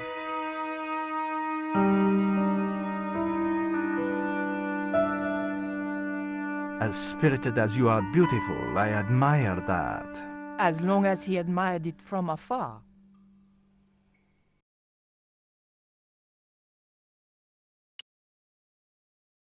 I didn't want to watch a lot of tawdry soap operas. I, love your TV. Oh yeah, cool, no? Oh boy, female mud wrestling. That's an impressive hi-fi system, General. Would you care to hear some music, my dear? No. Oh, it's no bother. I don't even have to get up. Oh.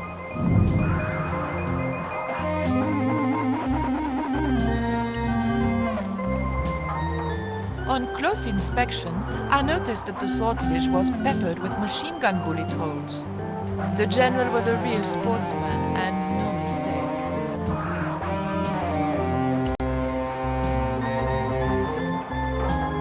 Big fish. Catch it yourself? Catch it? Fishing poles are for children. Then are those bullet holes? 2 magazines on full automatic. It put up quite a fight.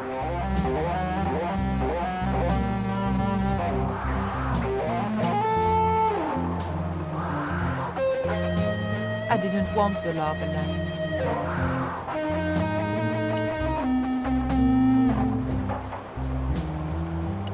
Is that a lava lamp? Sure, it's more impressive in the dark. I'll close the blinds. No, don't do that. Not on such a beautiful day.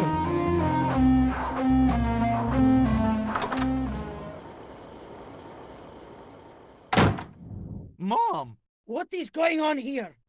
Nothing, Mom. I was... I'm in uniform. And when I'm in uniform, it's... Madame la Presidente, sorry, Madame la Presidente. Now, what is going on here? Nothing, Madame la Presidente. I was just showing my friend Nico some of the cool stuff I've got. Hi. Good afternoon, señorita. And just what are your intentions toward my son? Intentions? We were just talking. How nice. She has good bone structure, Raoul. Has she any brains? She's a reporter. Is she? And what sort of questions has she been asking? I'm a freelance photojournalist. I do lifestyle features. For what sort of magazines? It looked safest to play dumb, with good bone structure. Haya, lifestyle of the super rich and vainglorious, Envy magazine, Excellent! Raoul, you've chosen well for a change. It was pretty obvious who pulled the strings around here. I hope George was making good use of the time I was buying him. And then it goes, pa pa pa pa pa pa pa pa pa pa. And when you were in this band of yours, you used to play that song for 2 hours? Yeah, we were really famous at our college. Still, ours wasn't as good as the original version. I have never heard that song before, yet I have no doubt that this must be true. Hey! Psst. Hey, George! Dwayne Henderson. Boy, am I ever glad to see you. Get to the American consul and tell him I've been imprisoned without charge. Get real, George. He was the previous occupant of that cell you're in. We're gonna have to use good old American know-how to get you out of there. Uh-oh. That, and this truck full of explosives I've got here. Dwayne, listen to me. You'll kill all of us. You're such a naysayer, George. It'll go like clockwork. Negative to negative, it's positive to you gotta get the bare copper wire here. Let me just, damn. All right, I'll just hook that up. There we go. Okay, just a minute. I've got to get to a safe distance. Quick, Miguel, hit the mattress. You have strange customs up north. Here we go. Too late.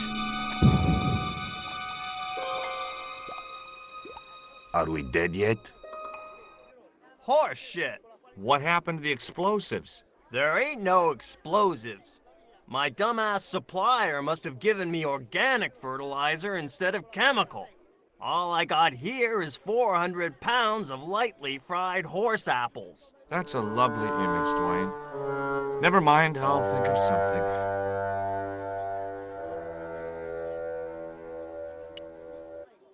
Listen to me, Miguel. You give me that rope and I'll get us out of here. Is there somewhere you can hide from the General? Of course. My friends have a boat ready to take me upriver.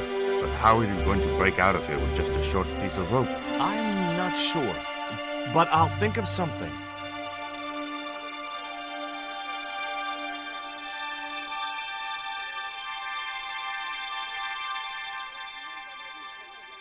If your plan doesn't work, will you let me hang myself in peace? I couldn't escape that way.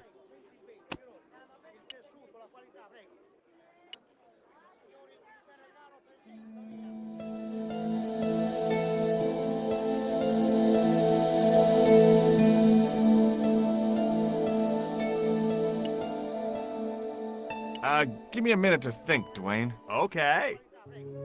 I couldn't escape that way.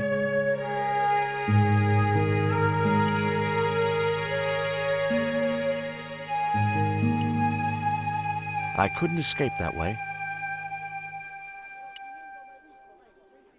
Give me a minute to think, Dwayne. Okay.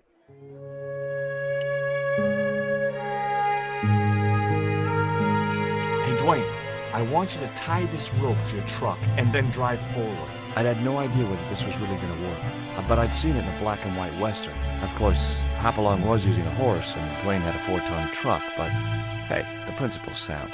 Anything you say, George. Please forgive my mother. She can be a little difficult.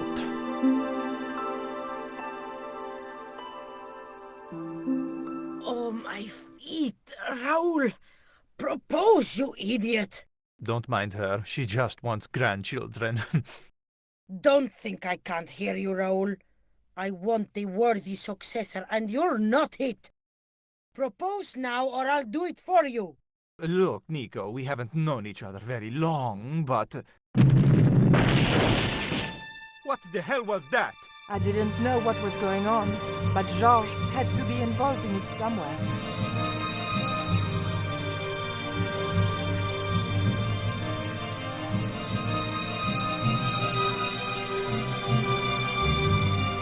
I ain't gonna say a thing, 'cause that sweet sound of falling masonry says it all. Quick, senor, the river. Huh? Wait! What about Nico? Georges, what have you done? You only had to sneak a look at the chart, and it's turned into World War III. No time to explain. Come on.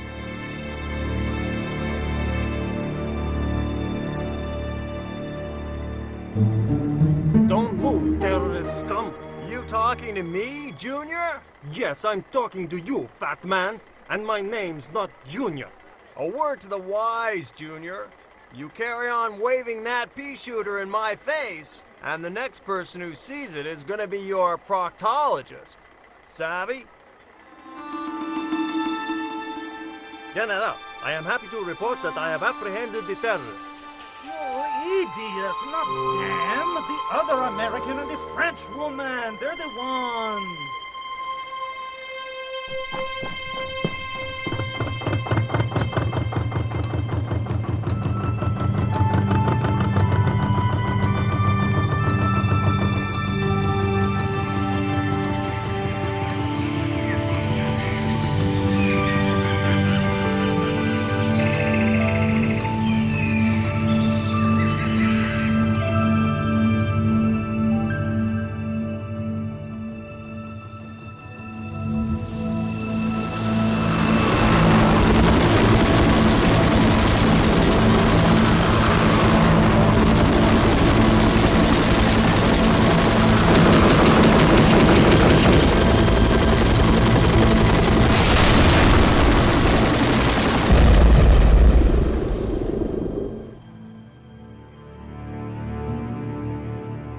When I recovered consciousness, I was alone, washed up on the riverbank.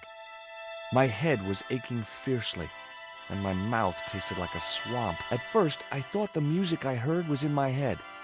Just my luck to wind up in paradise with a migraine.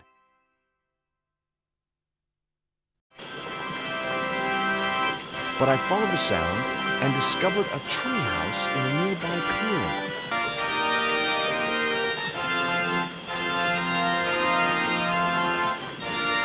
That vine rope could be useful.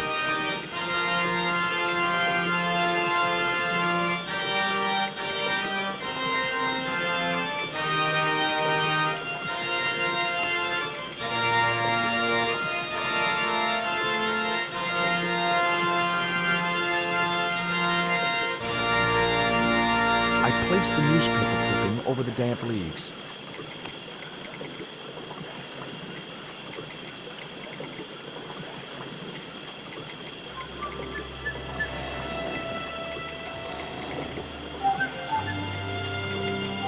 As I held the fetish to the iron rim of the wheel, a shower of sparks cascaded onto the leaves.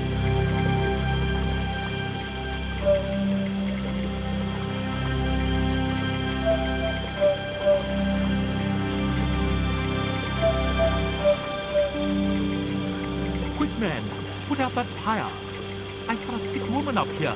Sorry, Father, but I needed to attract your attention.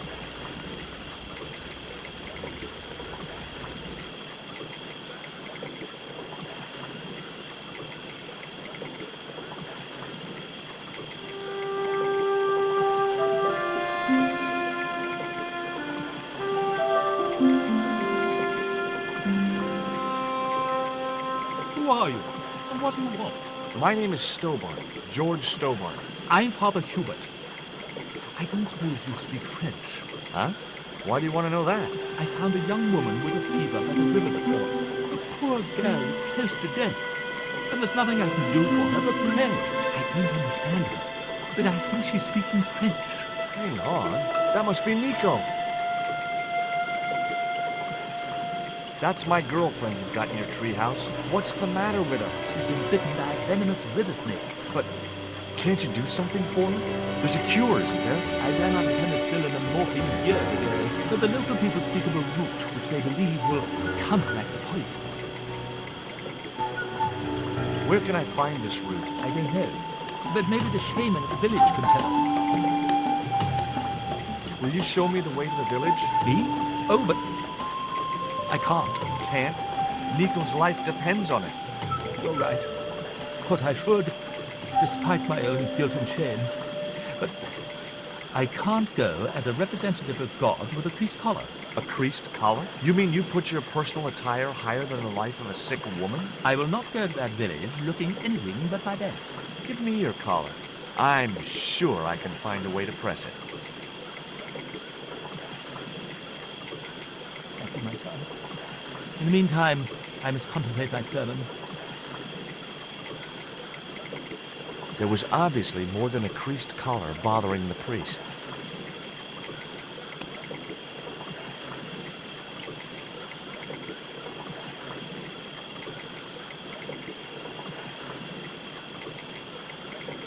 The vine provided a drive belt to connect the two stones.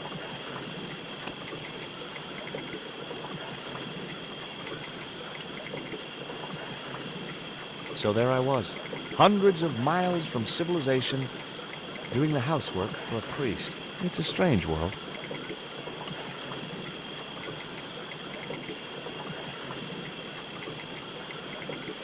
It was heavy. I guess that was intentional.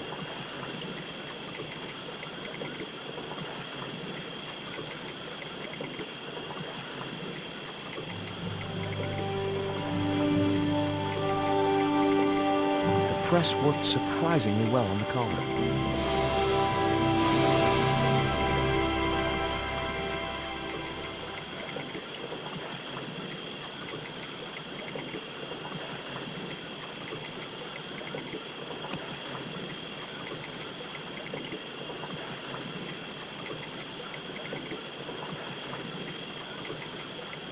Here's your collar, Father.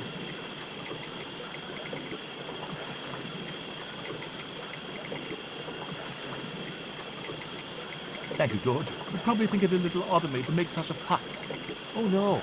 If I'd been living in the jungle for 11 years, I'd be completely screwy, too. Screwy? Yes, perhaps I am. Ever since my last visit to that village.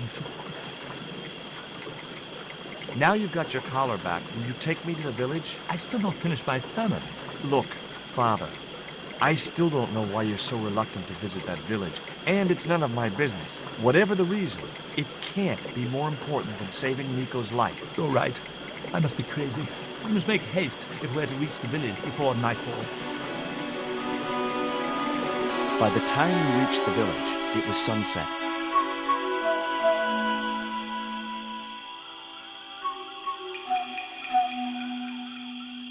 Hello, boys. Glad to see you're still wearing the underpants. What? They're the best Christmas present we ever had, Father. Mine are too tight. Well, we all have our cross to bear. This is George. He has a request to make. I'm afraid I can't stay. Good luck, George.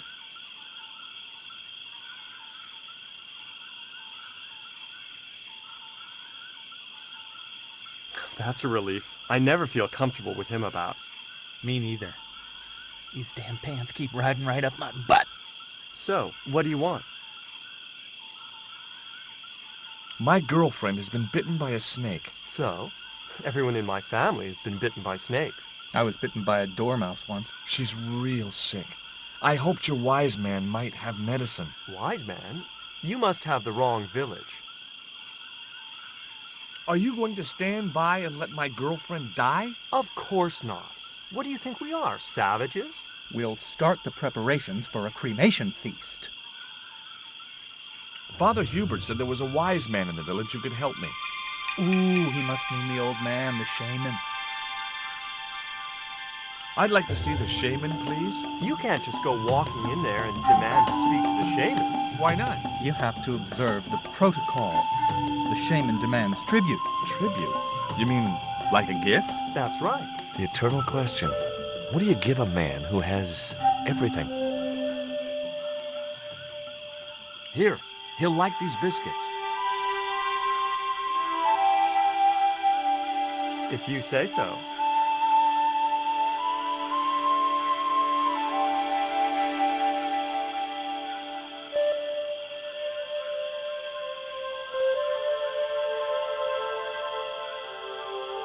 He liked the biscuits, especially the black ones. He wants to know if you've any more.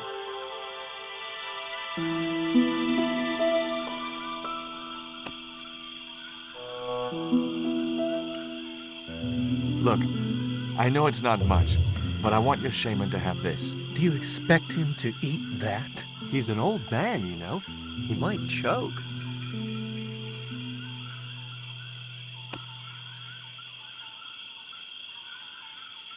I didn't think the Indians would accept that gift.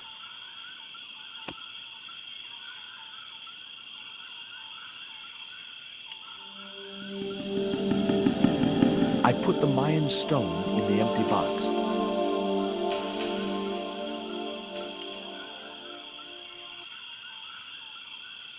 Here, I found some more of those biscuits for the shaman. I'll give them to him.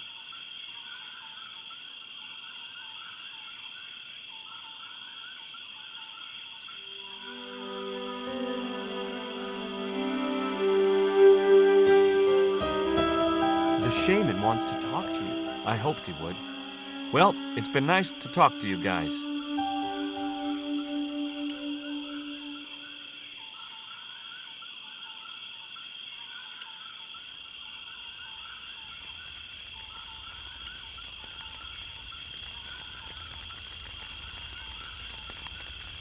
The fire was too hot to approach, even if I'd wanted to.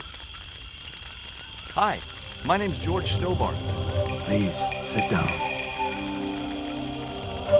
Welcome, George. Thanks. It has long been foretold that a white man would bring the coyote stone to this village. My girlfriend's been bitten by a snake. And you want me to heal her? That's the idea. Can you do it? I'm not sure. My gums aren't what they used to be. Listen, my girlfriend's in a coma. Please, old man, give me the root. What root? Father Hubert told me of a root which could cure the bite of the river snake.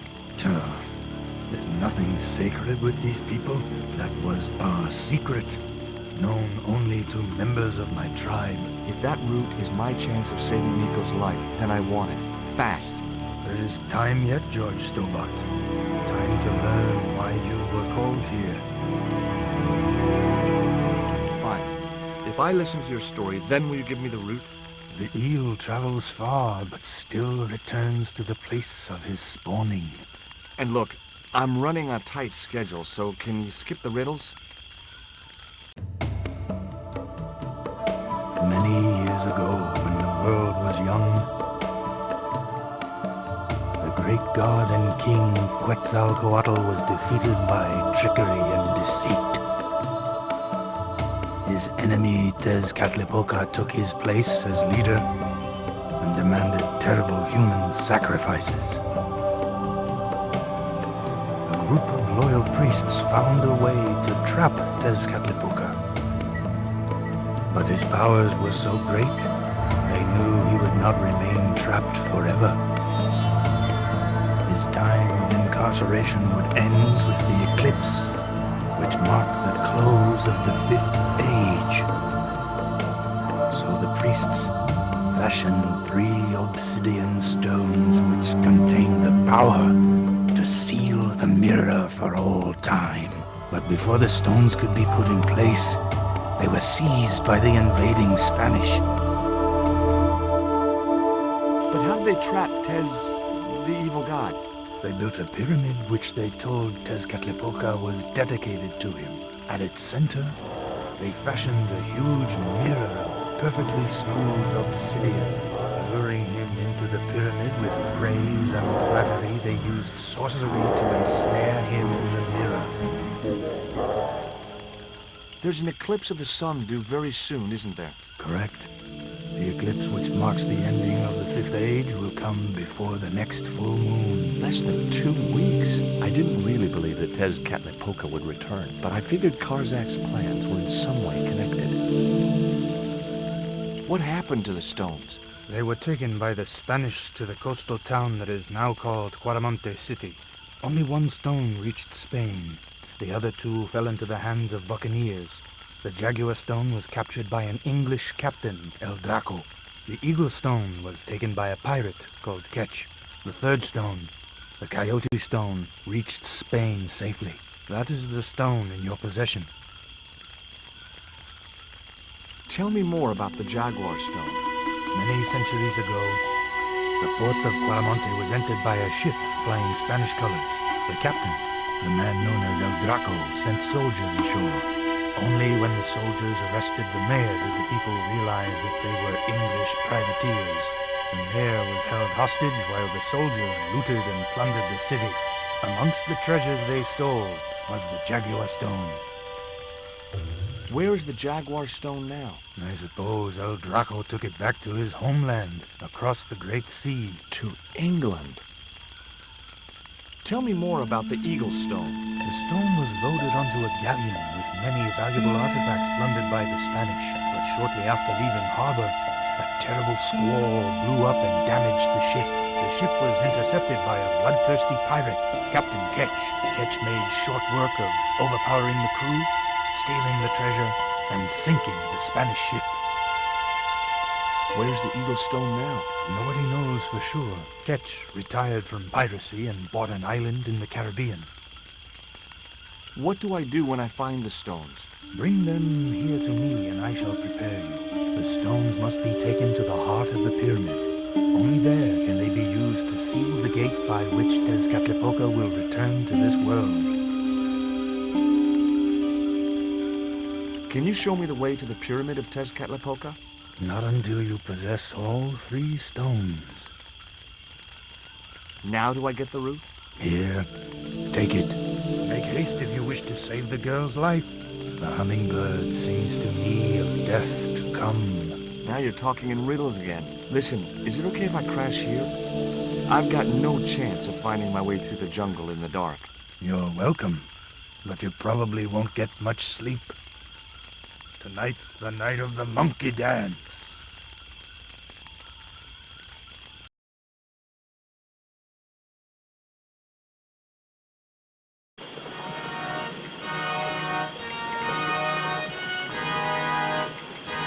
I left the village at dawn and stumbled back through the jungle in a post-party daze. It was just like sneaking back to my parents' house when I was younger. Except Oakland didn't have monkeys or parrots.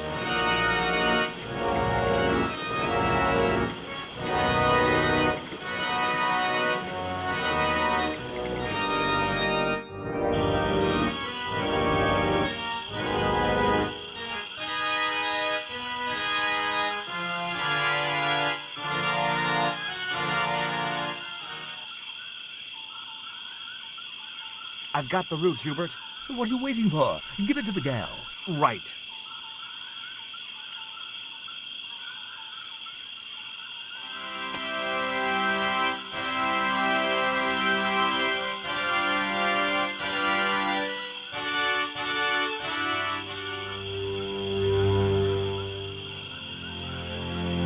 Nico, I've brought you this route. No way was she going to be able to chew the root. I needed to give her the antidote in a more digestible form.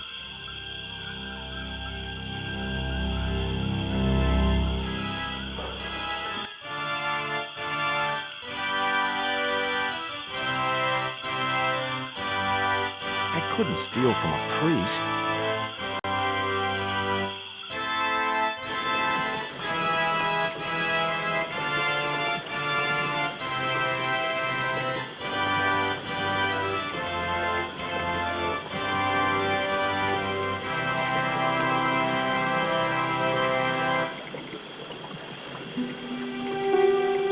The cone was ideal as a makeshift container.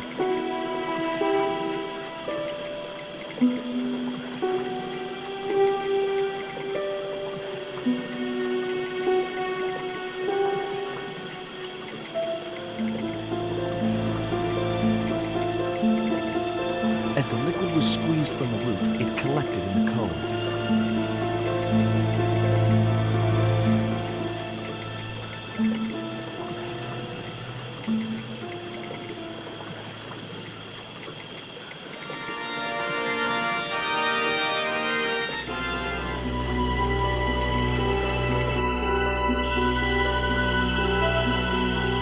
Look, Hubert, the antidote. Well, what are you waiting for?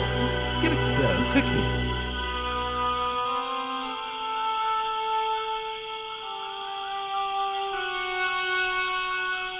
Nico. Here, drink this. Oh, George, it's horrible. Just swallow it down.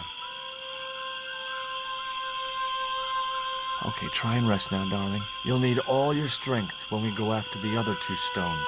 Other stones? What other stones? What have you gotten me into now, George Stobart? The patient is sounding more like her old self already.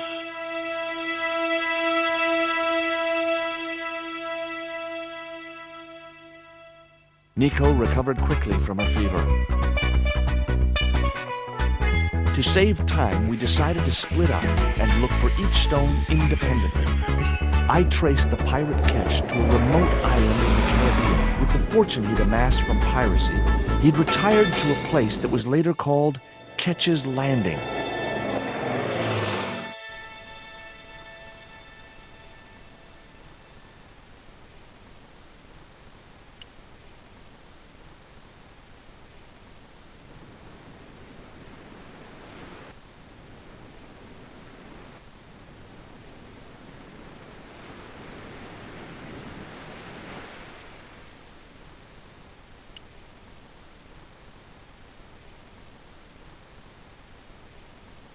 Hi, is this Ketch's Landing?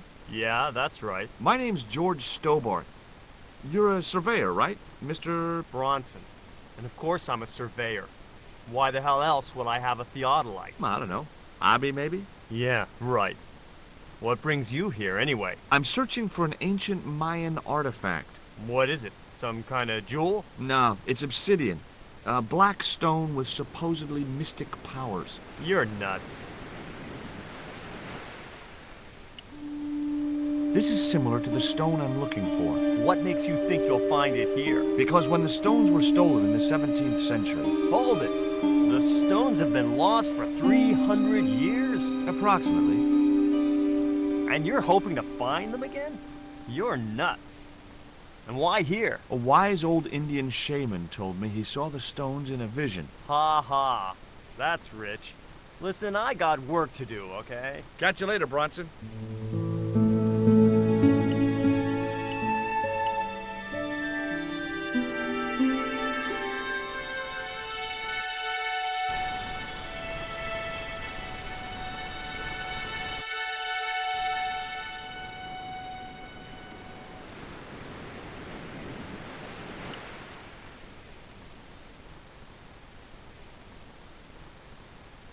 I didn't want a fishing net.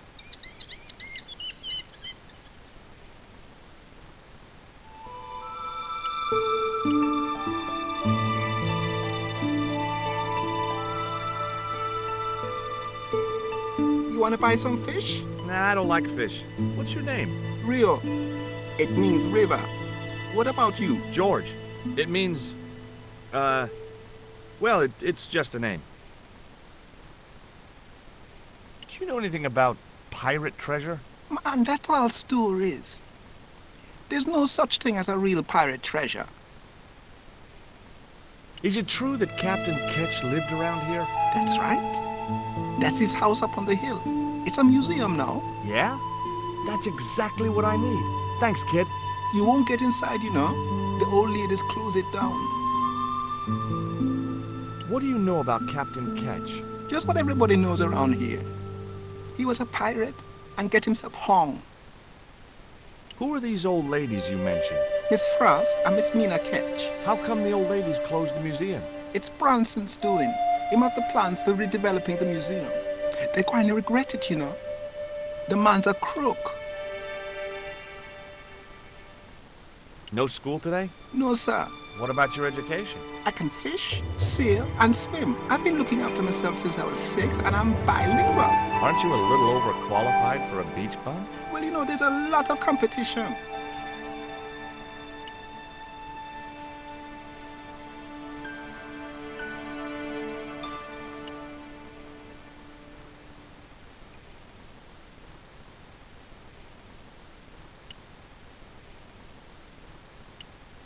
It looked like a set of plans. I just had to sneak a look at those plans. Hey, get out of there. You know, wherever I go, I hear those words. Paris, Syria, Ireland, or Spain. Makes no difference. What do you think you're doing? I was trying to show some interest in your project.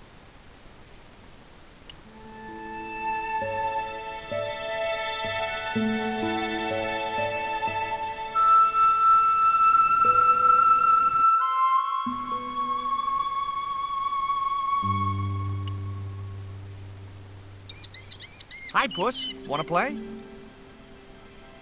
Hey, cat. Watch where you're putting those claws.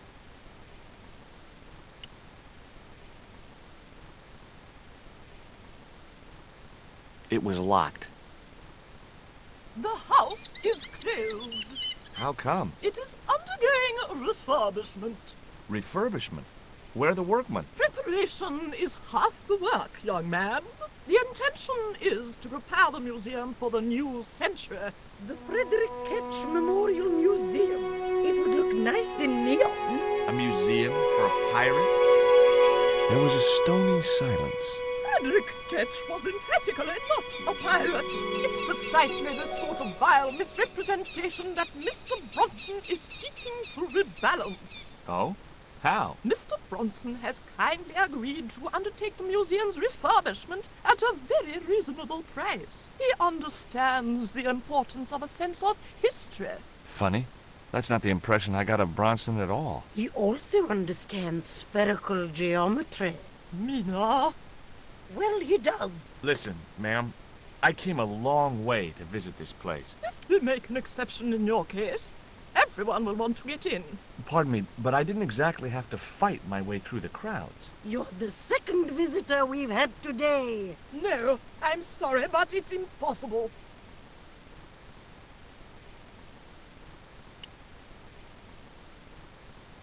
Hi, my name's George Stobart. Good afternoon, Mr. Stobart. Would you care for tea? No, thank you, ma'am. I don't like tea. Is that your cat? Yes, it is. That's Ruddles. Do you like cats, Mr. Stobart? You bet. Especially spit roast. You're really fond of that cat, aren't you? He is our companion and our solace. I thought about catnapping the little monster until they let me in, but it wasn't my style. Maybe there was some other way I could use their affection for the cat to get me into the house. Can you tell me anything about Captain Ketch? More than you can tell me about your great-great-great-great-grandfather, no doubt. You're his descendants? Certainly. Captain Ketch was born in Dorset, England, in the reign of King Henry VIII. His family were undistinguished farmers, but young Frederick Ketch decided to go to sea. We have plenty of seamen in our family, Mr. Stobart. Are you interested in history, Mr. Stobart? Yes, I am. Frederick Ketch sounds like he was a pirate to me. As I have already told you, sir, he was not a pirate. They hanged him, you know. Down there on the beach in front of his family. Didn't bother with the trial. Just whipped him out from his breakfast table and hoisted him up in chains. Well, if he wasn't a pirate, what did they hang him for? Envy. Pure green-eyed envy. He had been a successful privateer, you see, and had accumulated great wealth. As rich as a mink in a paddock. Shut up, Mina. Yes, Frost. The small-minded governor and his lackeys wanted his money, trumped up some ridiculous charge about breaking the conditions of his letter of marque, and hanged him like a common thief. The blackguards! Letter of marque? The document that permitted him to engage and destroy the enemies of the crown. The difference between a lawful privateer and a pirate. Yoo-hoo! Sorry, Frost. Well, why didn't Ketch just say, take a hike, guys, I've got a pirating license? Frederick Ketch was not a pirate! But he did show them his letter of marque. But they destroyed it and hanged him anyway. You were telling me about Captain Ketch. Do go on. Oh, yes. He sailed under Hawkins. Jim Hawkins? John Hawkins, one of the great traders of the Elizabethan age. In 1568, Frederick Ketch was a young man serving aboard the Jesus, Hawkins' flagship. They sailed from England to Africa and across the wide Atlantic to these islands. Ketch was never to see the shores of England again. How come Ketch never made it home? Because the Spaniards sank the Jesus in an act of treachery. You said Hawkins' fleet traded between Africa and the Indies. What was it they were trading? Black men with no shirts. You have to understand, Mr. Stobart, that this was the 16th century. But that doesn't alter the fact that Hawkins and Ketch were slavers and pirates. Would it surprise you to learn that Hawkins was also a devoutly religious man? He transported slaves in a ship named after Jesus Christ. In my book, that makes him a hypocrite. What happened to Ketch? Was he killed? Oh no, he got away and returned to this island, to this very house. The Frederick Ketch Memorial Museum. I've been talking to Rio, the little fisher boy. I'll thank you not to mention that little wretch in my presence. Dirty little whelk. Nasty fishy boy. That will do, Mina. I gather you don't have much time for the little boy. That child is a delinquent, Mr. Stobart.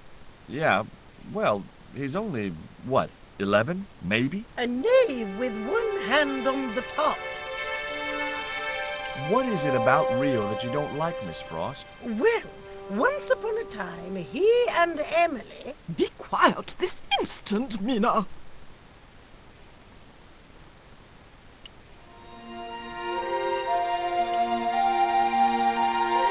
I wasn't going to risk further laceration by the cat's claws.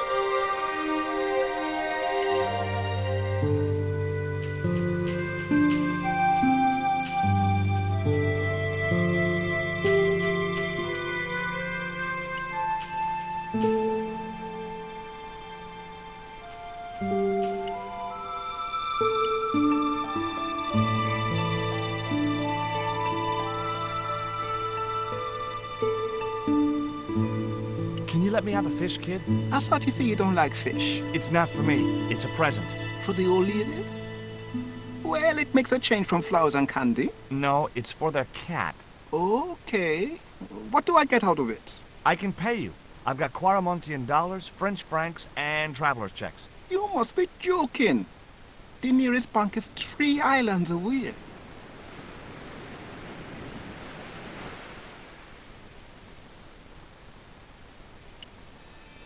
Is this worm worth a fish? Could be good bait. How did it die? I think it drowned in tequila. Just like my Uncle Gabriel. Yeah, I'll have that. Okay, I'll get you a fish. It might take a while though.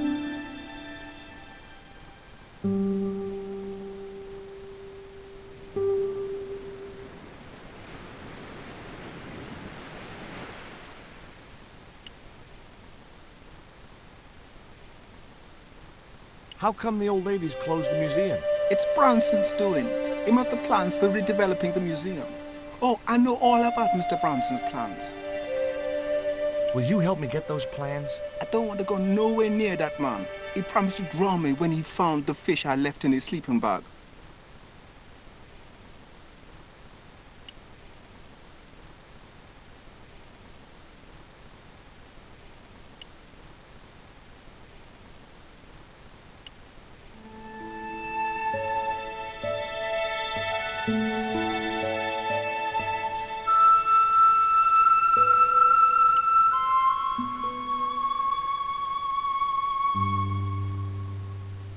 What can you tell me about Emily? Emily? What business can she be of yours? Her parents were killed in a typhoon.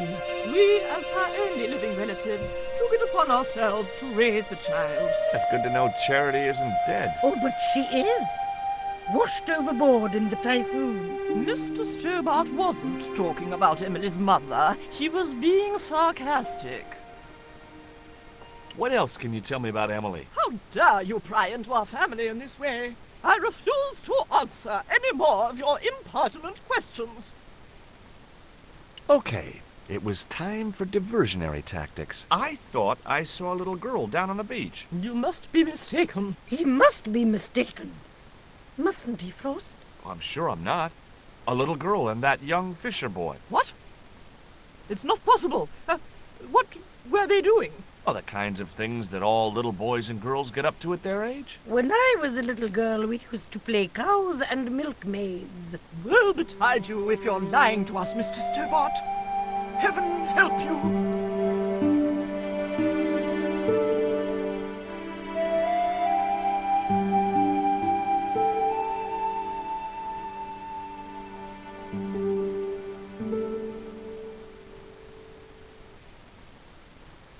With a creak of ancient corsetry, the sisters sailed majestically over the distant horizon.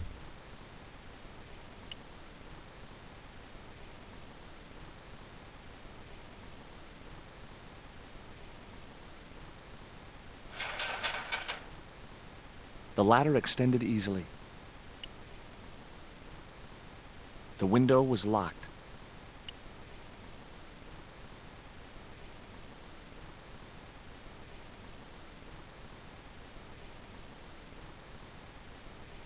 Just my luck. I'd struck out again. The windows were all locked. I didn't have a flag on me, so the flagpole would have to stay bare.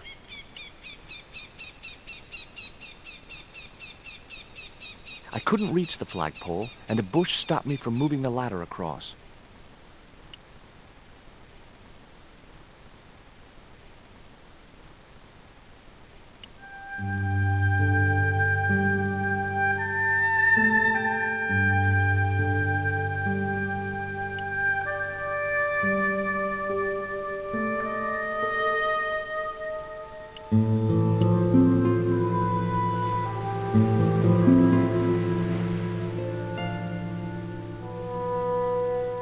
Did you see the weird sisters come by here? Did I?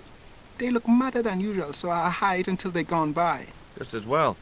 They thought you were playing with Emily. Boy, were they steamed. Emily? You're madder than them. No luck with the fish? No, man. They don't want bite. That's 'cause they know there's a storm brewing. Storm? I don't think so. Hey! I caught a bite! You have? It's a big one! A real big one! Reel him in, Rio. Jeez, it must be a whale or something.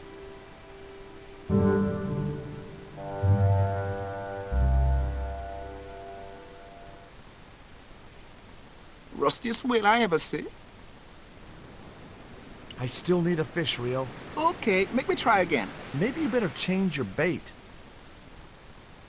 Tell me about your friend Emily. Why are you so interested in Emily Ketch? Emily Ketch? A descendant of Captain Ketch, the pirate? Yeah. Well, it doesn't bother you? Why should it? We don't responsible for our ancestors.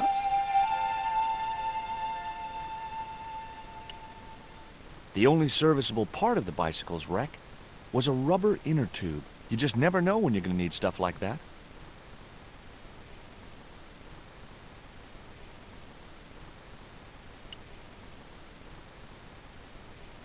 There's a fish, my man. I can't put it in my pocket while it's flapping about like that. No problem.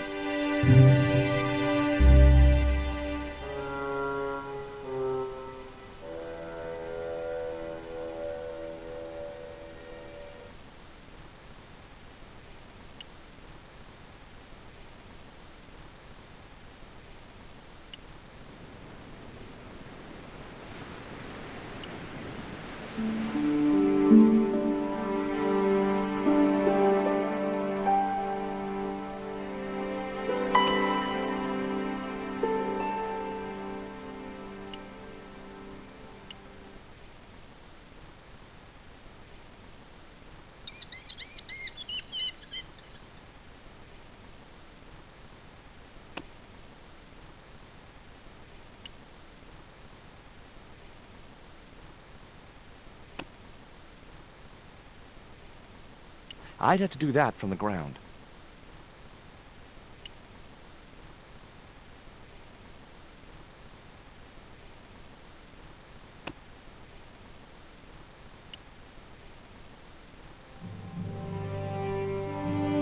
That should get the old cat dancing. I just hoped it didn't give itself a cardiac.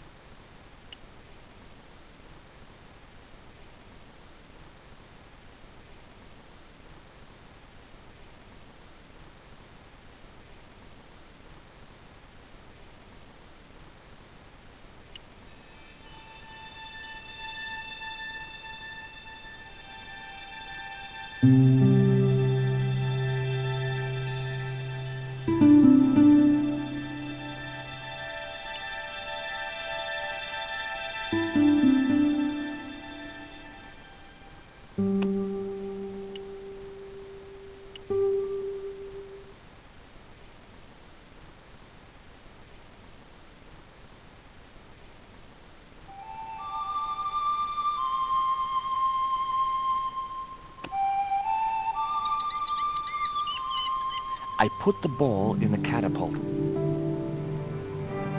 Took aim. Yes! Okay, so it was a lucky shot, but I'd knocked the theodolite target clean off the end of the flagpole.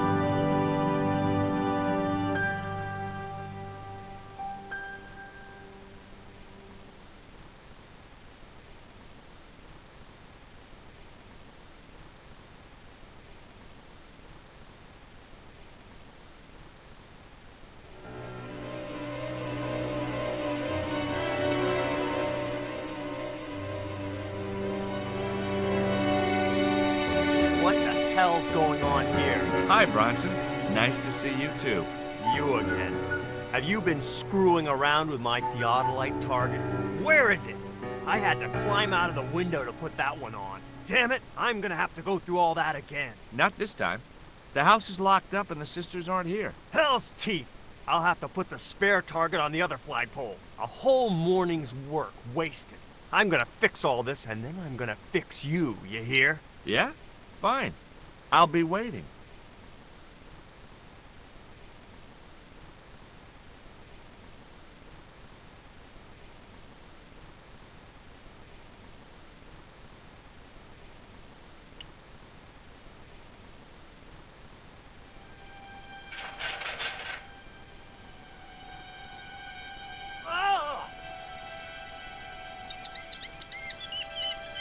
What you doing, Bronson? Just hanging around? I'm gonna kill you for this, Stobart! Get me down from here! What, so you can kill me? Gee, you talked me out of it, Bronson. I felt a little guilty about leaving Bronson up there, but not much, obviously. The marker was a bright, shiny thing, and I have a weakness for bright, shiny things. It wasn't going to be much use without the theodolite, though.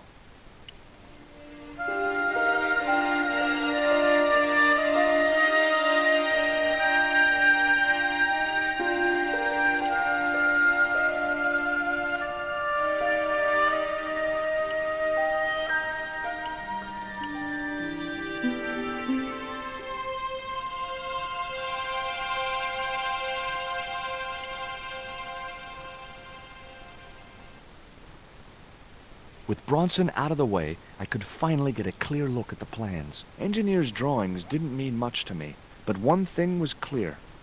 These plans were for a 5-story, 200-roomed, luxury, pirate-themed hotel. Another stain on the bedspread of paradise.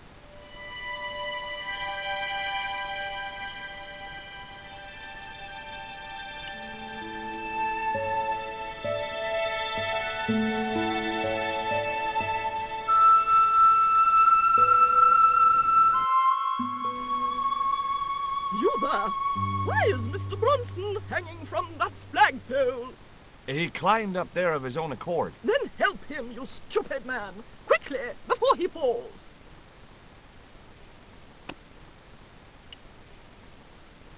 Hey, get me down! What's the magic word? Please! Aw, bad luck. I was thinking of Alakazam. He wouldn't have wanted that. I've got your plans, Bronson. I know about the hotel. So what? This is between me and the dames.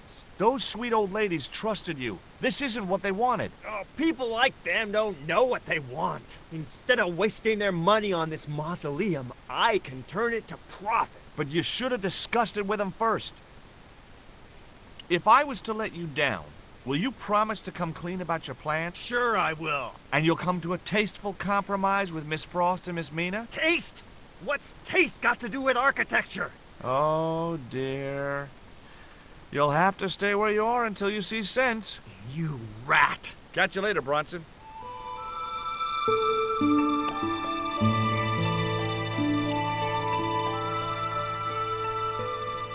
Here, Bronson's plans.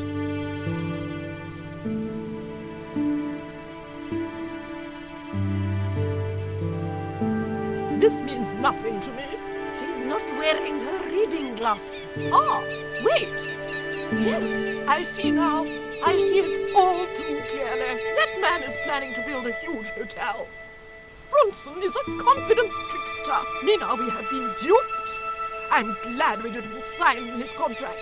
Oh, I hate tricksters, especially confident ones. Come, Mina.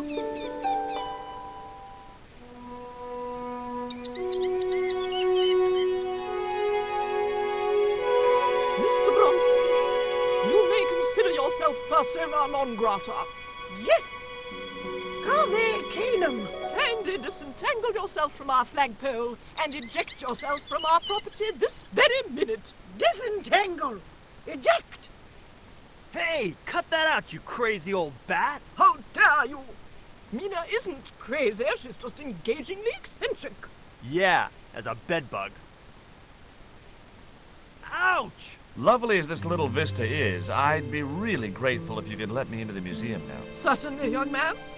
We are most grateful to you for exposing this scoundrel, Mina the Lock.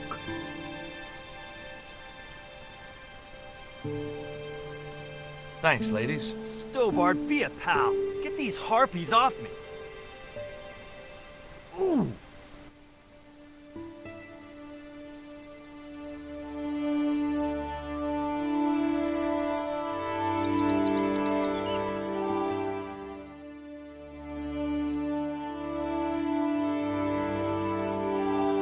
While George was basking in the sun-drenched Caribbean, I went to London. It was a long shot, but I thought I'd start my search for the Jaguar stone at the British Museum.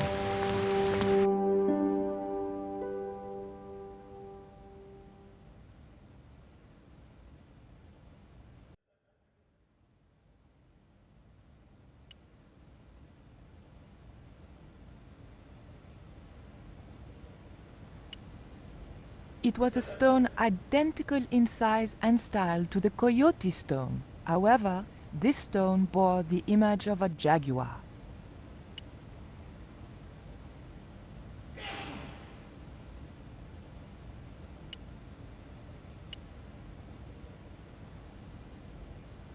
Can I help you, miss?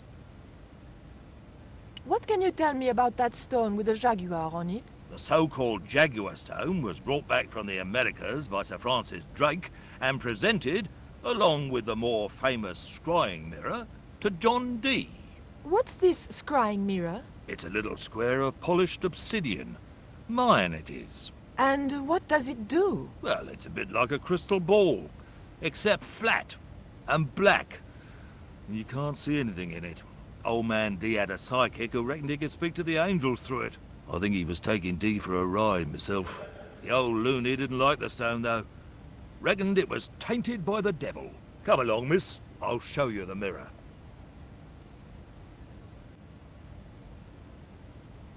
There. John Dee's famous scrying mirror, given to him by Francis Drake. Do you know if this mirror has any relevance to Tezcatlipoca? Who? I can't even say it. Ah, there's someone here who'll be able to help you better than me.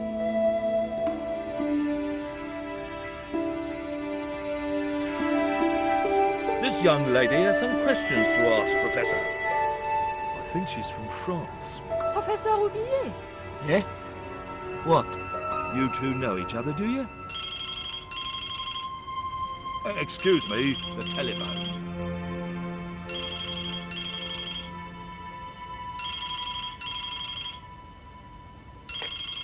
We meet again. Mademoiselle? France, eh? Yes, I believe that's where you live, Professor. I have a house there, on the outskirts of Paris, but I haven't been back for many months.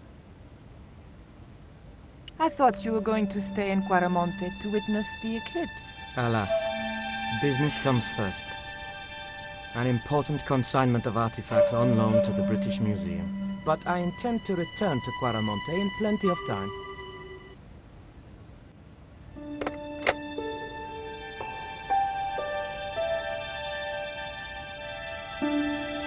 Professor Oublier, your taxi's here. If you'll excuse me, I have some urgent business to attend to at the docks.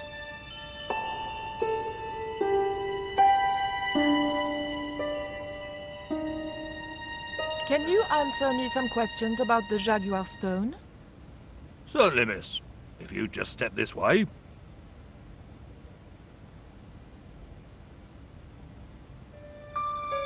It's gone. Some sods half-inched it. Half-inched? Stolen it, miss. Never mind. The silent alarm will have been tripped. I'm afraid nobody can leave until our crack security team gets here. How long will that take? Could be a while. I think it's their tea break. The thief could be miles away by then. Don't you worry about that, miss. Just don't try to leave.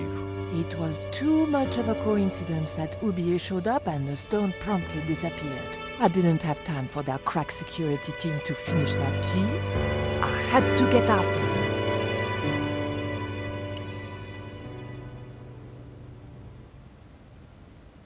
I'm sorry, miss, but I shall have to ask you to stay.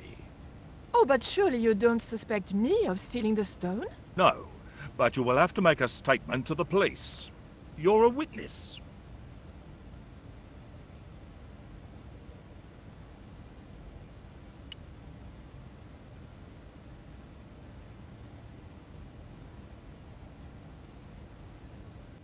Don't you think it's suspicious that Oublier has urgent business at the docks? Not in the slightest, young lady. He's gone to oversee the unloading of cargo, an exhibition of Mayan sculpture on loan from Mexico City. What's the name of the ship? The Xibalba Princess, moored down by Tower Bridge. Why do you ask? Just wondering. I didn't steal the stone. I was nowhere near it. So who do you suppose did steal it? It must have been Oublier. Huh! Begging your pardon, but he's a man of letters. A professor. So was Moriarty. Man of letters or not, he's your culprit. Thank you. You've been most helpful.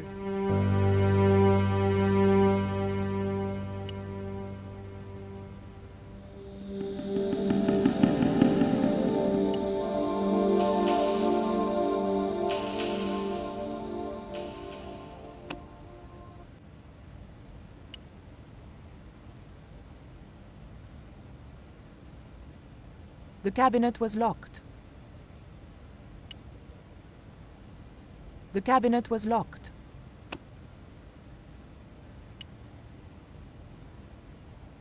The key unlocked the case.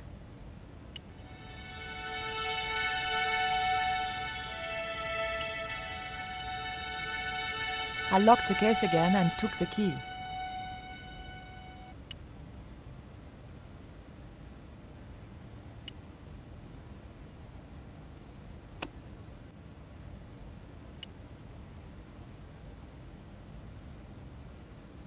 What was it you wanted?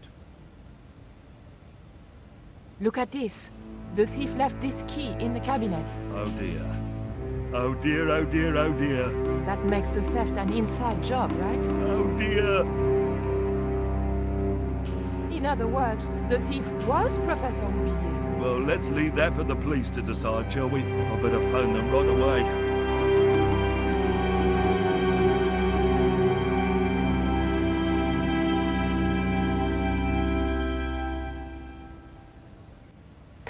Hello? I knew I had nothing to worry about if the police were called. Yes, I'll hold. But I had to catch up with Oublier, and fast.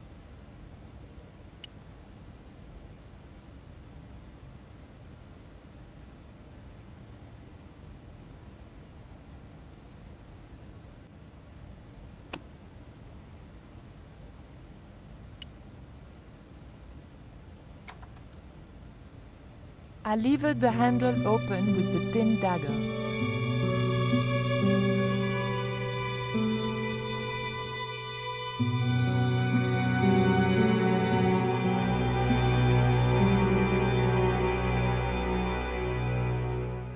The room had been decorated to resemble the interior of a sailing ship. It was disturbingly effective.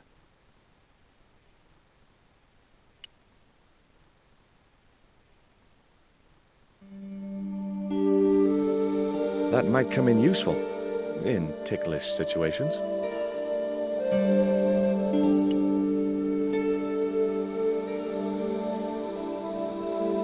Okay, I've had my hands on an historical document. Now what?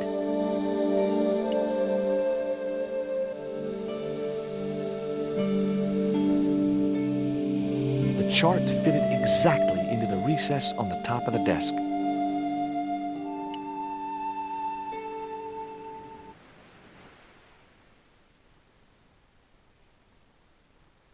Yow! I should have known better than to put my hand in there. Grandma Stobart had a nasty experience in a water butt once.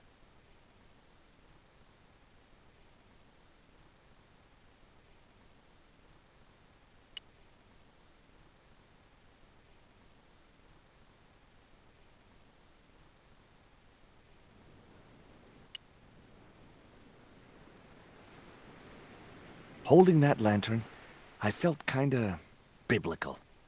Like Jesus or Florence Nightingale.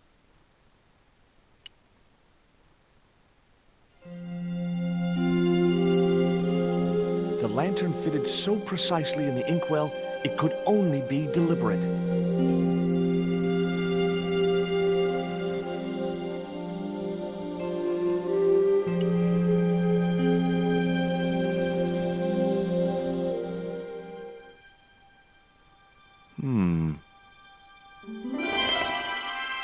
Surprise!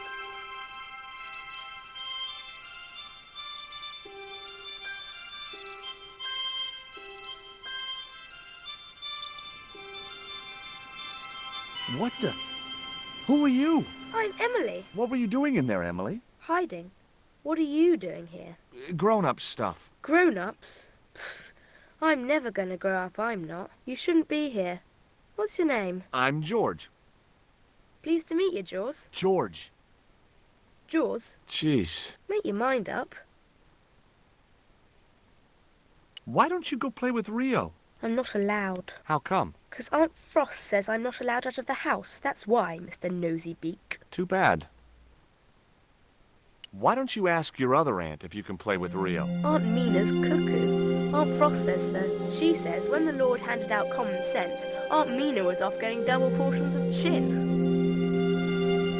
What can you tell me about Captain Ketch? That's him on the wall, in the picture. Yeah? Boy, that's interesting. He was a sailor captain. This is his house. That Rio's a smart kid. He helped me outwit Bronson. Rio is clever. He can spit ever so far. I bet you can't keep this piece of coal in your mouth for the next half hour. Could too. I could keep it in my mouth for hours and hours and hours. Yeah? Go on then. Prove it. Don't want to. And if you try to make me, I'll tell Aunt Mina. Do you know how to use a theodolite? We don't learn anything about surveying at my school. Not until 5th grade. Look, an ancient Mayan stone. Is that a magic stone? Well, I don't know about that. No. Would you like to play darts? No. Oh, come on. I'll throw, you catch. That's dangerous. Darts will stick in me and make me bleed.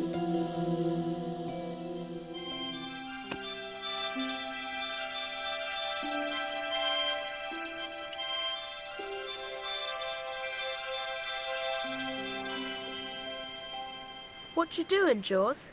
I've put the feather back. Are you happy now? Don't you want to steal it anymore? For the last time, I didn't steal it. That's your word against mine, and I'm the one with the dimples. Why don't you run along and play? Aunt Mina told me, stay out of mischief. Well, that doesn't mean you have to stay indoors, does it? On a beautiful day like today?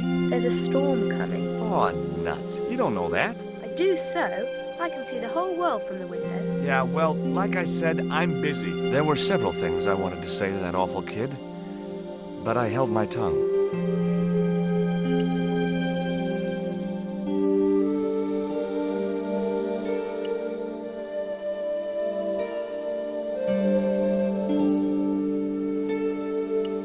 The little girl had cute freckles, cute little nose, and the eyes of a KGB interrogator.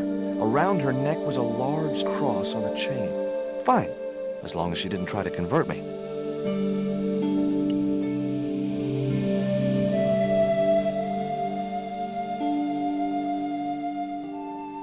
Hard a port, bosun. Aye, aye, Captain Stobart. She cannot take it, Captain. My lad's dead. Abandon ship.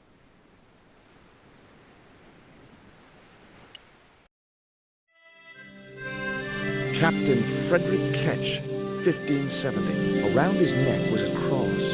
It was identical to the one the little girl was wearing. The portrait might have made a nice souvenir, but it was too large to carry.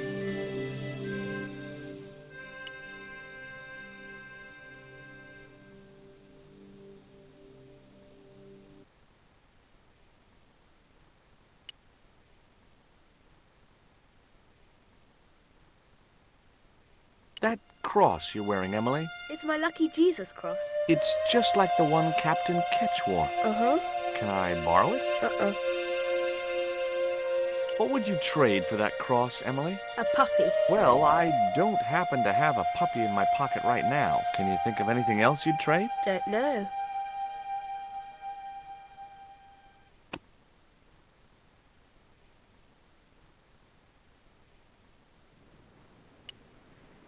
She wouldn't have been interested.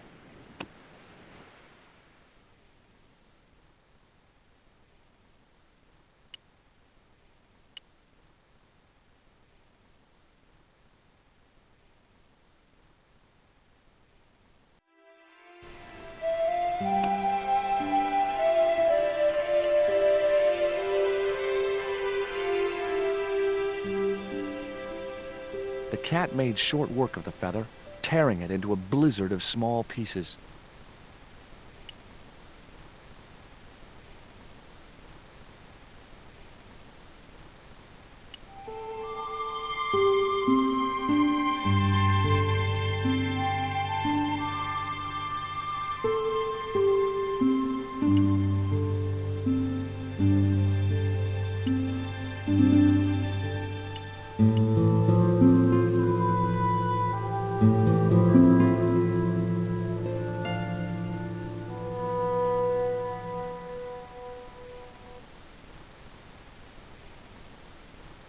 What do you give to a small, irritating girl who asks about everything? Try a conch. Delicate colors, interesting shape, and when you put it to your ear, you can hear the sea. Yeah, why's that? Usually because you're standing next to it. Cool. Have you got one? Yeah, but I promised it to my sister. She well vexed with me. Why is your sister mad with you? Well, last night when I got home with our supper, she went wild. Rio, she said, how come all you ever catch is puffer fish? A sicker puffer fish. What I want is tiger fish. So don't bother come back home till you catch one, boy. I don't see how I'm gonna catch no tiger fish. All I have is a fishing pole and a worm. What do you need to catch a tiger fish? One of them real fancy flies like the rich fishermen use. Hey, this is just what you need to make a fly. Thanks. Let's hope them tiger fish hungry.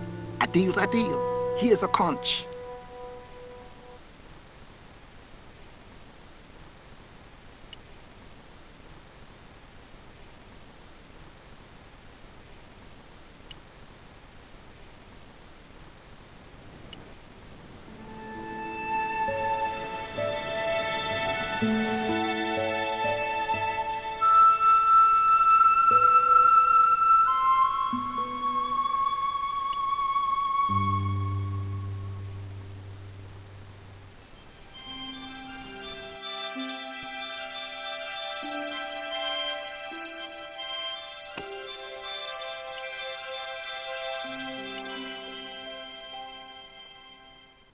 Here, I've got a conch.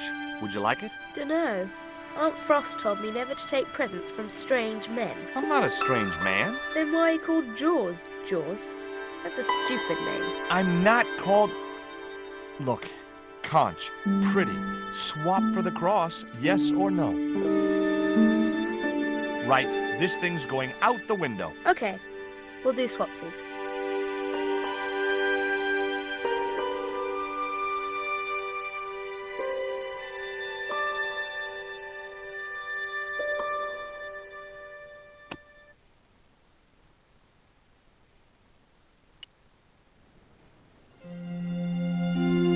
Ketch's cross slipped snugly into the penholder. What you doing now, Jaws? Knock it off, will ya? There's something you want to know. I don't buy cute or lost puppy.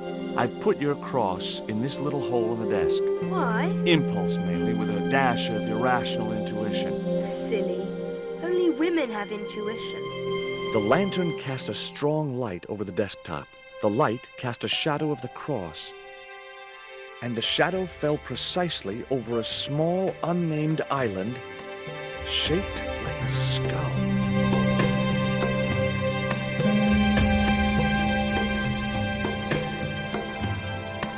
That must be it. Ketch's Treasure Island. Uh-oh. That's Zombie Island. It's a bad place. No kidding? Well, bad place or not, that's my next port of call. Can I come too? The hell you can. I never get to leave the house.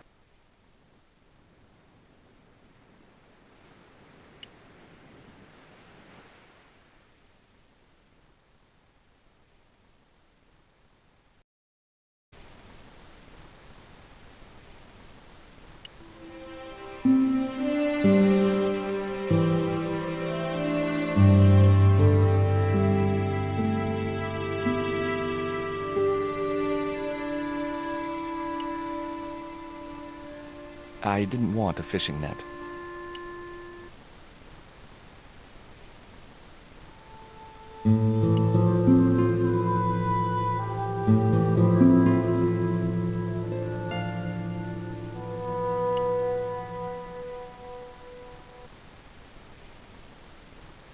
Would you take me to, Zombie Island? In this weather?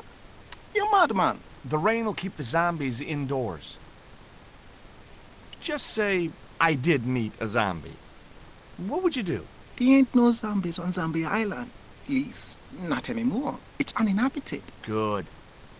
What do you mean, not anymore? You still want to go? I guess. Well, I ain't had no luck with them tiger fish. And with the mood my sister is in, I'll be safer with the zombies.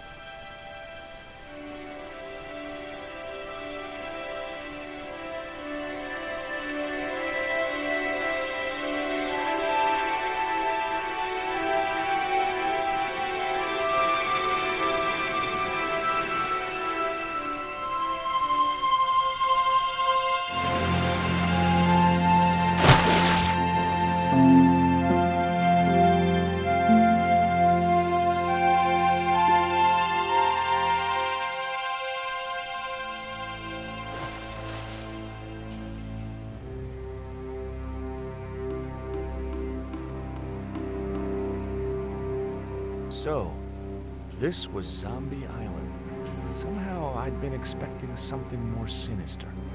Come on, Rio. Let's find that treasure. No, thanks.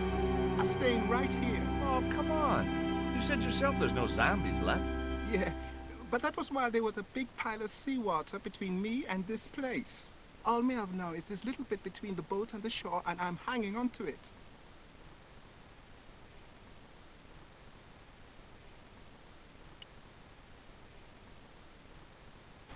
It was too high.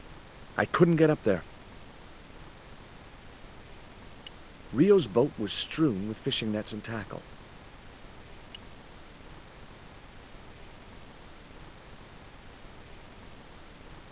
Could I borrow your net? Yeah, man, no problem.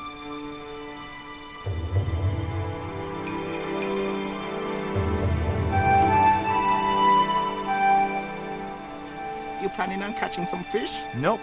I'm after a big rock.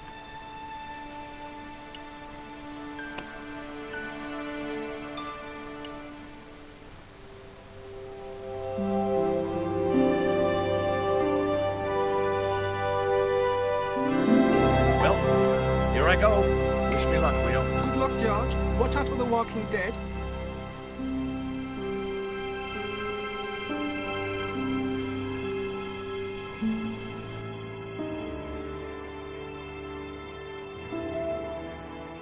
I stumbled down dark stairwells for what seemed like forever, until suddenly I found myself, wow,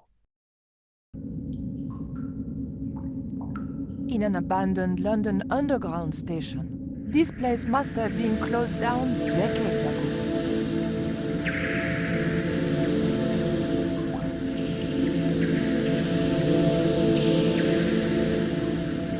The slot was much too thin for my fingers.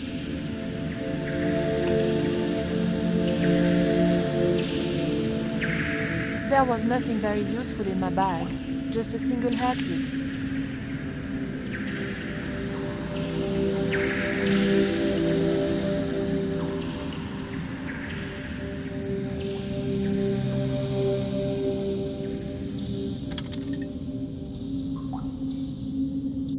I pushed the hair clip into the slot and whatever was stuck there disappeared into the machine.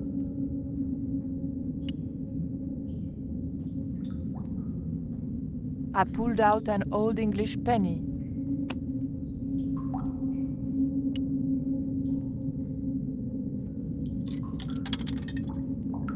An ancient bar of chocolate dropped into the tray at the bottom of the machine. And as a special bonus, the penny dropped through to the reject bucket.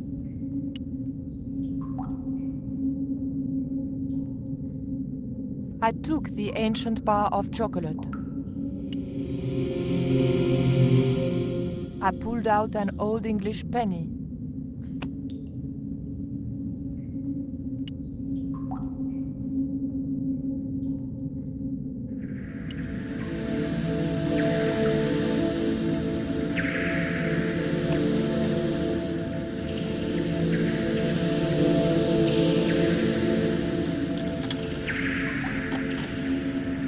I put the old penny into the slot, the needle twitched rustily and the machine spat out a card.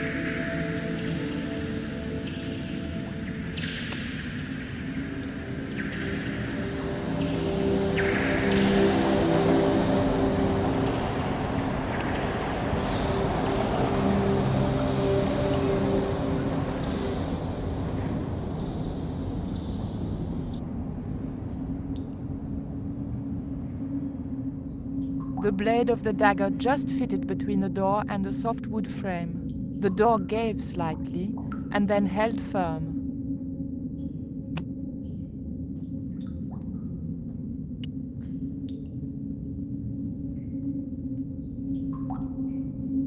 I remembered my student days when I regularly forgot my house keys. A wiggle with the thick cord between the frame and the lock, and the latch lifted.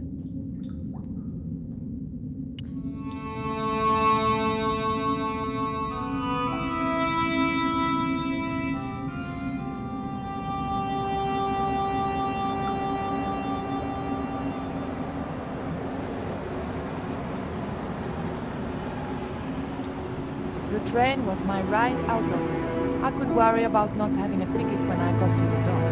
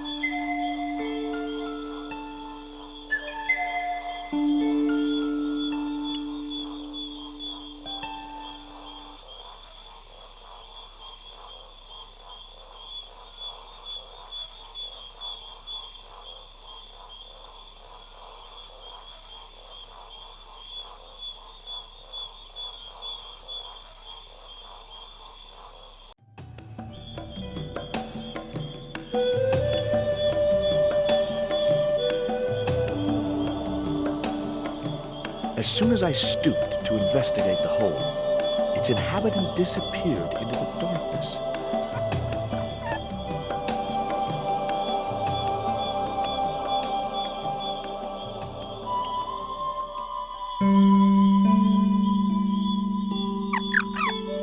The end of the reed had been neatly bitten off. Now I knew what was living in there. A long-toothed, snarling, furry wild thing.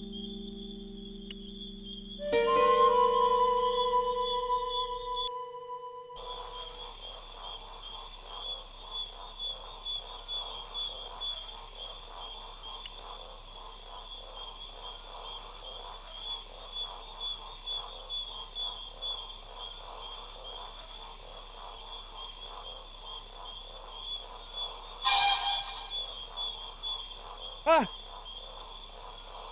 Stay cool, Stobart. It was only a bird.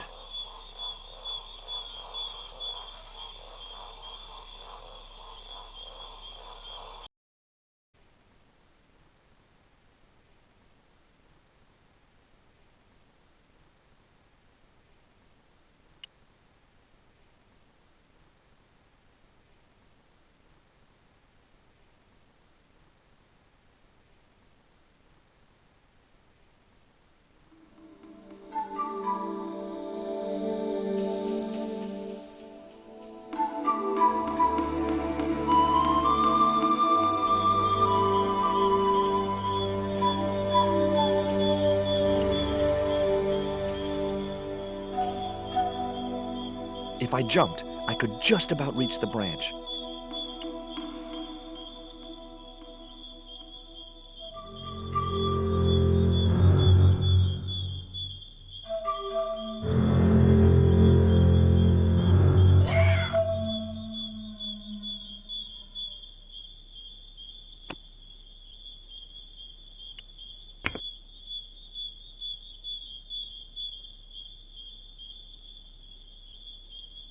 The dart fitted snugly into the reed. Great. I was tooled up and dangerous.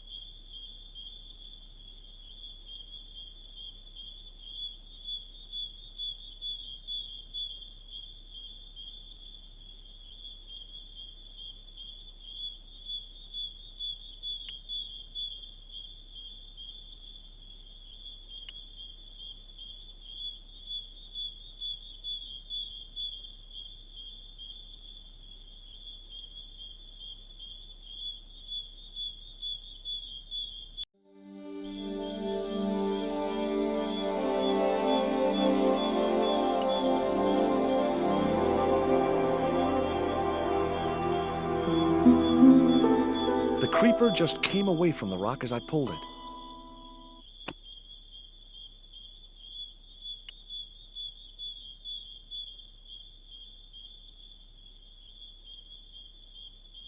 The marker clipped firmly onto the net.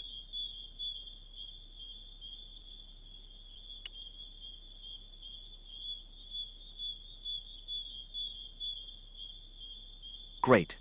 I'd created some sort of creeper marker fishing net assembly. Sometimes I terrify myself with my creative genius.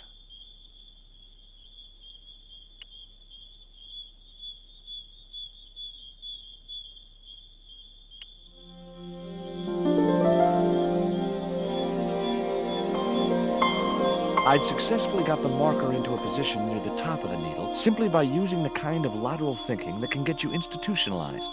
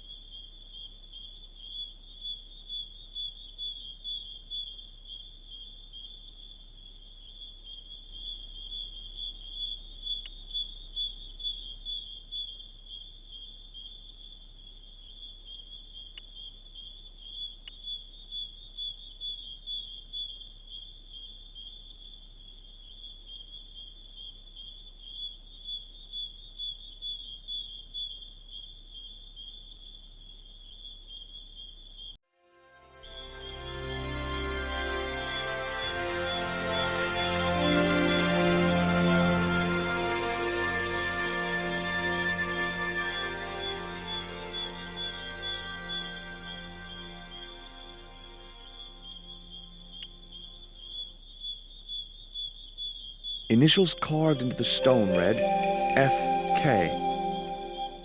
Frederick Ketch had been here. Joining the dots would make an equilateral triangle.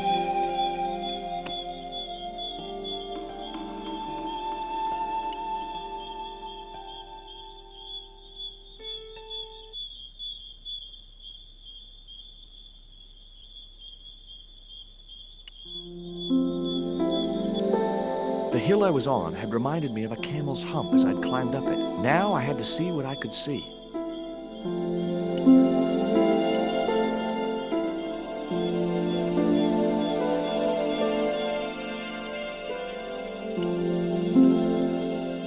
It was a good cave for hiding treasure in. Shame about the flooding problem.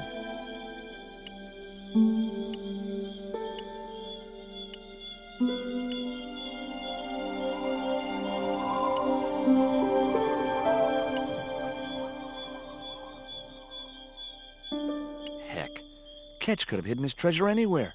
This island's full of hiding places.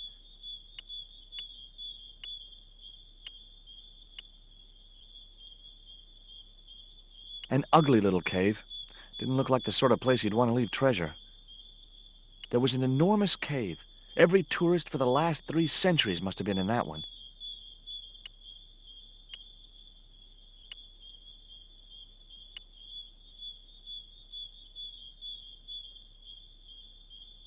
It was the marker which I had raised up the needle of rock. I could see the marker I had fastened on the rock down in the forest, and right in line with it, the rock I was looking for.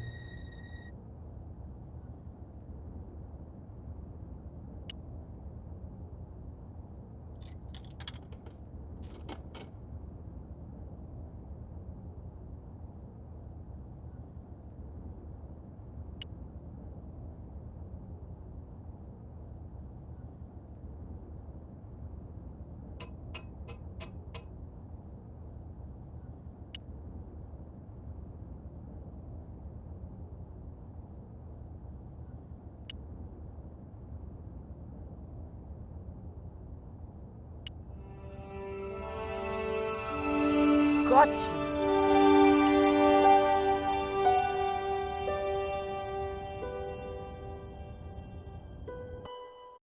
But the collar woman was there. They'll know it was me. But you have the stone. The right stone, you're sure? Yes, of course, it's the Jaguar stone. No possible mistake. Here it is. Garzak, please. The police will be looking for me soon. You're going to get me out of the country, aren't you? Stop your whining, Oublier. Do you have any idea what this stone symbolizes? I thought you just wanted it to frighten the natives. Fool. I intend to cast this stone into the sea. But why? It's unique. Exactly. With it gone, the Mayan priest's plan to destroy Tezcatlipoca cannot succeed. I can assure you that Tezcatlipoca is a mythical figure. Such a small mind you live in. Tezcatlipoca is real. I have seen him in my dreams. We have spoken of his plans for this world. We have spoken of your part in these plans. My part? He told me you would be useful. He told me how to crush your spirit by turning you to drugs. My wife died. You know that full well. She was my world, my everything. And now, you are no longer useful. She called out your name as she died, you know. What? What are you saying? And then they thought you'd done it. It all worked perfectly. You? It was you? You bastard! You monster! For the love of God, Kazak! Which one?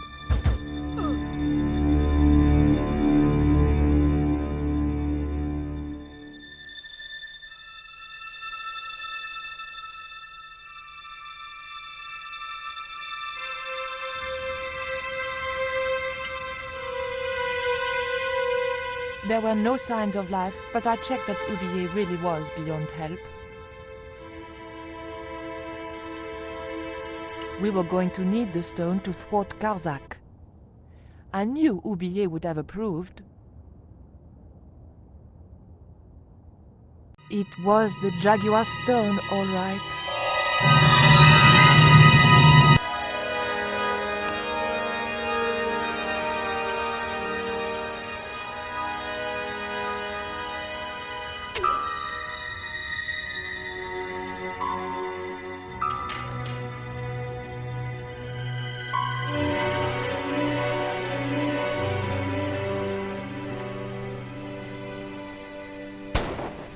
Pirates?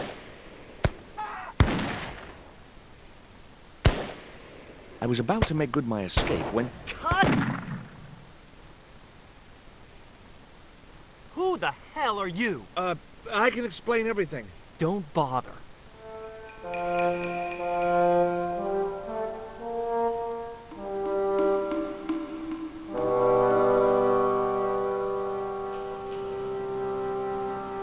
I'm sorry. I didn't realize you were making a movie. So who are you? Stobart. George Stobart. 2 B's and 2 T's. It's okay, Mr. Hawks. He wasn't in the shot. Hawks? This had to be Carlton Hawks, the newest enfant terrible of Tinseltown. I'd read about him. Mailroom boy makes good. Nice to know it was still possible to get to be a director armed with only an encyclopedic knowledge of postal charges. Stay out of the way, surfer boy. I'll deal with you later. Surfer boy?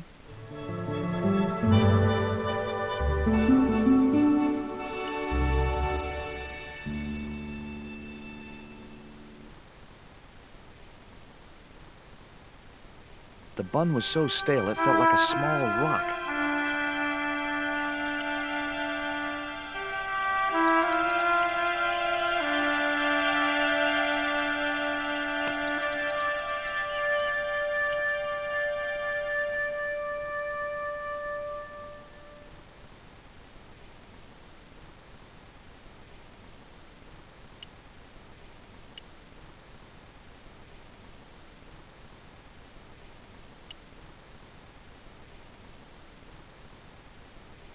Hey there. I'm George Stobart. Well, hi, handsome. You're cute. I wish it was you playing the lead male instead of that kid. I can't act, ma'am. So what? I bet you can kiss. I couldn't believe I was having this conversation with a real movie star. What part are you playing? Pirate Babs, the ruthless and passionate lady buccaneer. It's a great part. I get to kiss a lot, and I kick ass. Like the boots?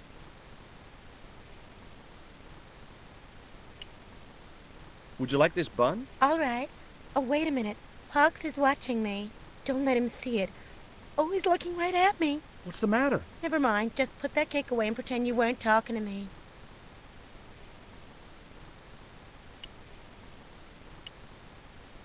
Hi there, George Stobart. Uh-huh. Yeah. Haiku McEwen. Would you like a bun? No way, man. I have to be careful what I eat. Yeah. Never eat anything smarter than yourself. Is your name really Haiku? Yeah. It was my mom's idea, okay? When I was born, I was so small and perfectly formed I reminded her of a Japanese poem. Well, I guess it could have been worse. She could have called you Limerick. That's my middle name. I may not be making millions of dollars, and I may not have thousands of nubile, if uncritical, young women lusting for my body, but I've got something that you haven't. This small piece of coal. Man, you're getting freaky on me. Did you always want to be an actor? I don't think of what I do as acting, man. You're not alone. It's more like I'm the voice of my generation. What I'm saying for the kids on the street. Which is what? I'm crap, I'm going nowhere? Huh? What are you saying, man? Stobart, get out of shot. Positions, everybody. I'll get a flip chart and explain it to you later, Haiku. Haiku, baby, are you ready? Okay, man. Which scene is this? You've been captured by Silver's accomplice, Pirate Babs, who's fallen in love with you. Okay, people, top of page 76, Sharon. What about my big speech? It's been cut. Everybody ready? Up to speed. Quiet on the set. Okay, let's make magic. Oh, please. And action! Why don't you forget that dumb old squire and his bunch of merry men? Can't you see we were made for each other? I know, but Squire Trelawney saved my life, Captain Babs. Why, if it hadn't have been for him, that giant octopus would have made mincemeat out of me. But right now he thinks you're a traitor. He's locked you out of the stockade, Jimbo. That 20-foot-high wall with spikes might have kept out Silver's men, but it ain't gonna stop me. Oh, Jimbo. And cut! Good heavy breathing, Sharon. Natch, I'm a pro. Did you get the heavy breathing, Flash? Did I ever, boss? We should have made this movie in 3D. Haiku, you were great. We're setting up for the stunt now, so get a bite to eat.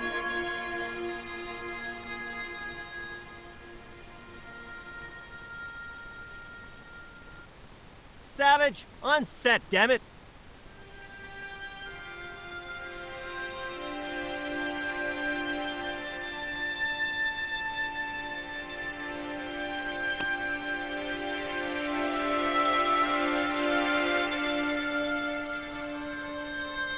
Hi, George Stobart. Hello, mate. You're English, right? Oh, you don't miss much, do you? Bert Savage. What have you got there? Would you like a pancake, Bert? Don't mind if I do. The pancake oozed maple syrup all over Bert's chins. Yeah, you put bloody syrup on that pancake. Now it's messed me all up.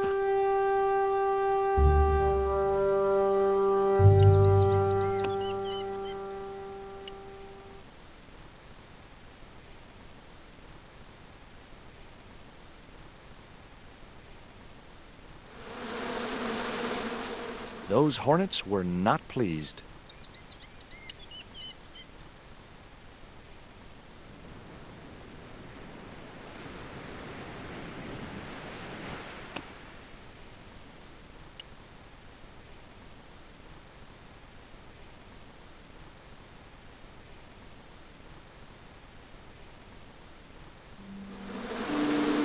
Get that camera rolling. This could be good.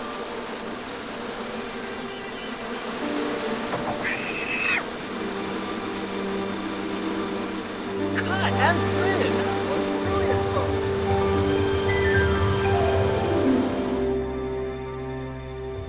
Okay, the next scene is down on the beach. This is where Hawkins finds the treasure in the Cave of the Crabs. Would those be giant killer crabs by any chance?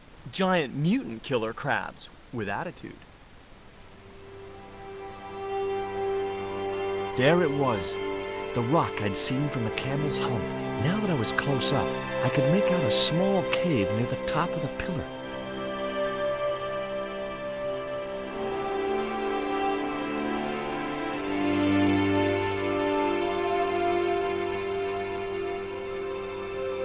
Hey, you! Trouble!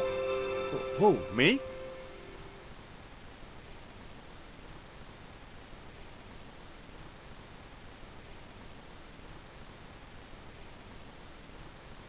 I want you to stay right where I can keep an eye on you. I'm not one of your lackeys, Hawks. I go where I like. Not here, you don't. The movie company has rented this island for the duration. You're trespassing. Do as you're told or you're gone.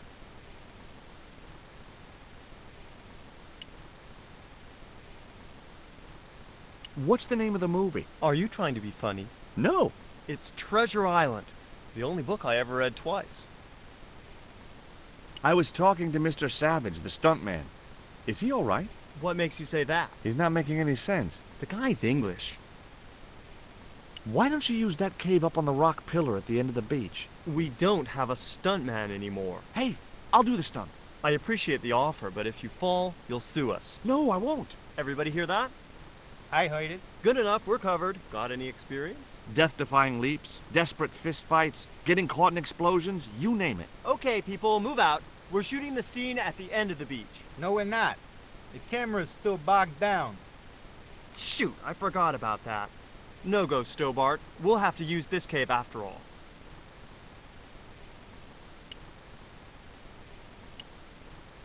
Flash? Yep. We can't film at the Needle Rock because the camera's bogged down, right? You got it, champ. So why can't we use the portable camera instead? You know, that's a pretty smart idea.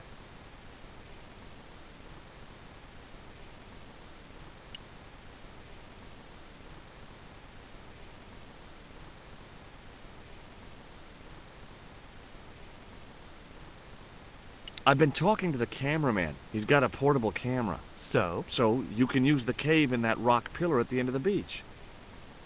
That's a dramatic cave if ever I saw one.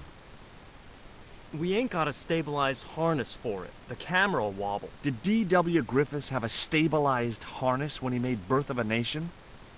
You're right, damn it. Hitchcock, Wells, none of them needed one. For crying out loud, Sam Raimi stabilized his camera on a plank. Props, get me a plank. We're gonna wing it. Hot dog. We're gonna do a cinema verite pirate movie. George, get to wardrobe. We're gonna make you a star. On my way.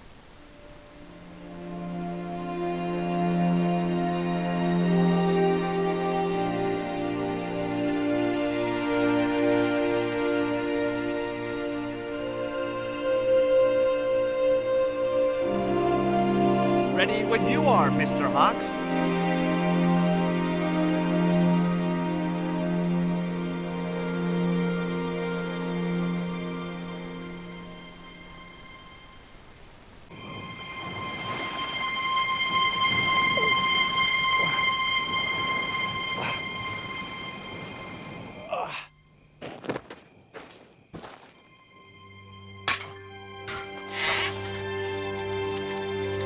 It was the stone which Ketch had captured from the Spanish. The Eagle Stone.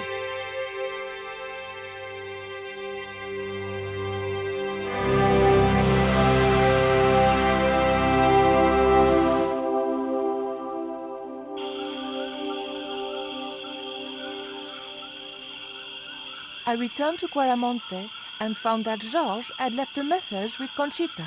He'd already left for the Indian village, so I hurried to catch up with him. When I arrived, I found a scene of desolation.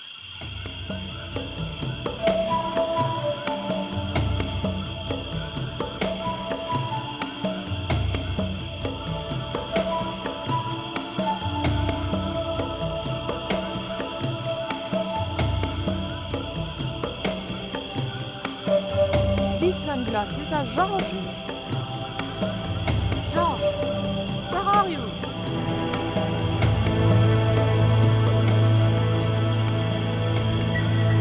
Titiboko, I'm almost glad to see you.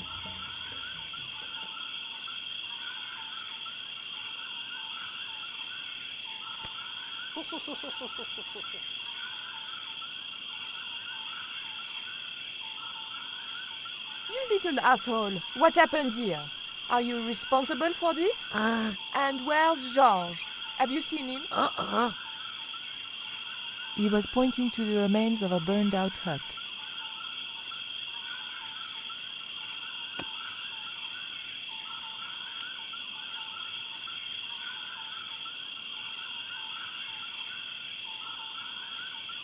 These are Georges' shades, right?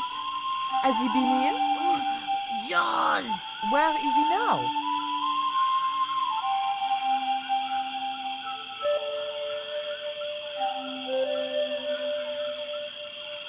What's that? It looks like the stone we bought from Paris, but it's different. Yes, it has a carving of an eagle. That clinches it. Georges must have found this stone in the Caribbean and managed to hide the stone when the village was attacked by Carzak's men. I hope to God that Georges was all right. Where's Georges? Georges has been here, right? He was pointing to the smoldering remains of a hut. I didn't need the lantern since it was still daylight. Besides, it was broken.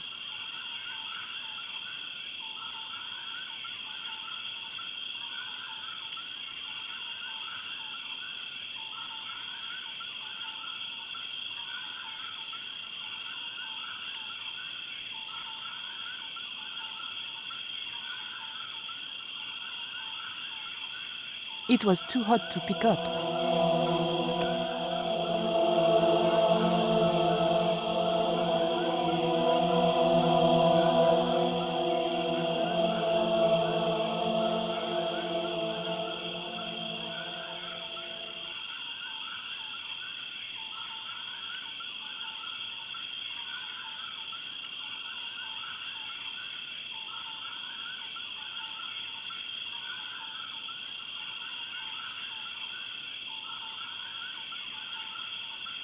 I just didn't have the strength to tip that barrel. Hey, Shorty, make yourself useful and help me with this barrel.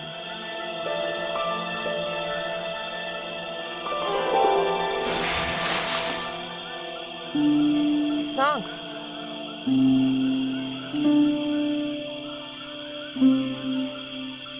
I recognize that. It's the coyote stone. I had the coyote and jaguar stones. Titipoco had the eagle, according to the shaman. That's all we needed to deal with Tezcatlipoca. Pity he hadn't any ideas for dealing with Carzak.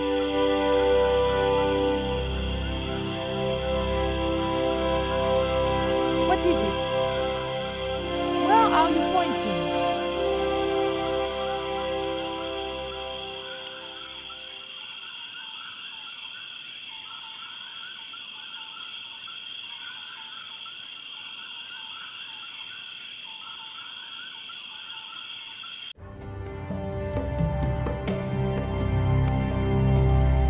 We arrived to find Georges being led up the stairs. We clearly didn't have much time.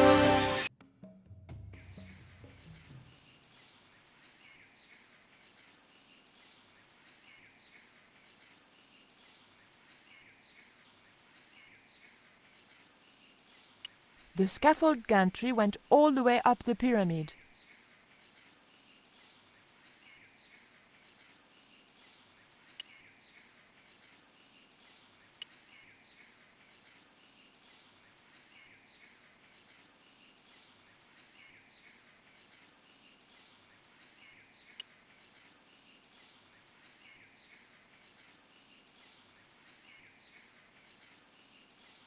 Hey, señorita! Too late.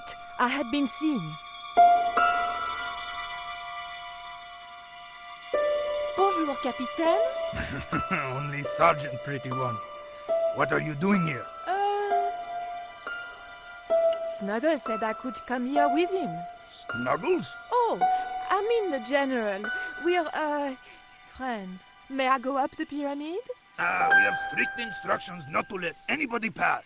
Oh, but I've told you who I am. Surely nobody would mind. Well... Oh, please, I'd be ever so grateful. I tell you what, I'll ask Pablo if it's okay for you to go up. If Pablo saw me, I'd be dead. No, it's not worth the bother. I'm not really that interested in their stupid pyramid anyway. Well, okay. It's men's work up there anyway. I'll just run along and play around here, okay? Okay, you do that.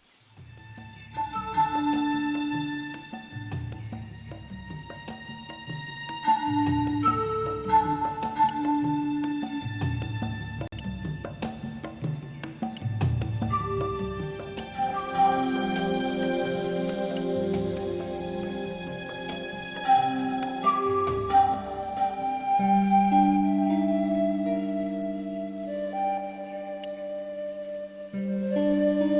Poco, I have an important job for you. Take this rope to the top of this scaffolding and throw it over the top.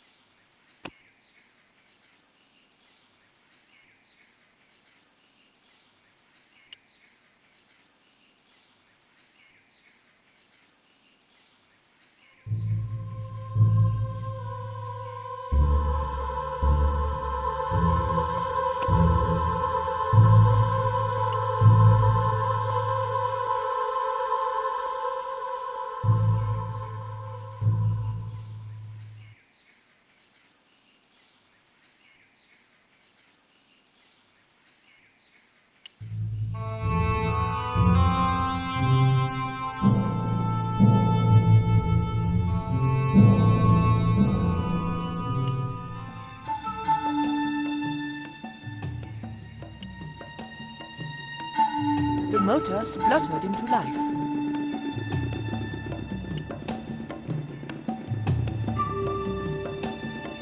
Titi Poco, when I tell you, I want you to copy what I am doing. Copy.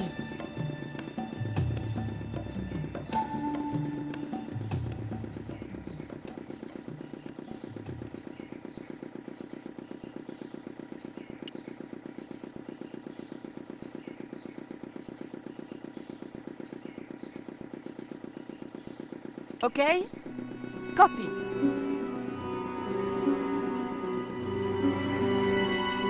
Georges! I realized those bastards were going to sacrifice Georges to Tezcatlipoca over my dead body. Thankfully, Georges was the only one to notice me.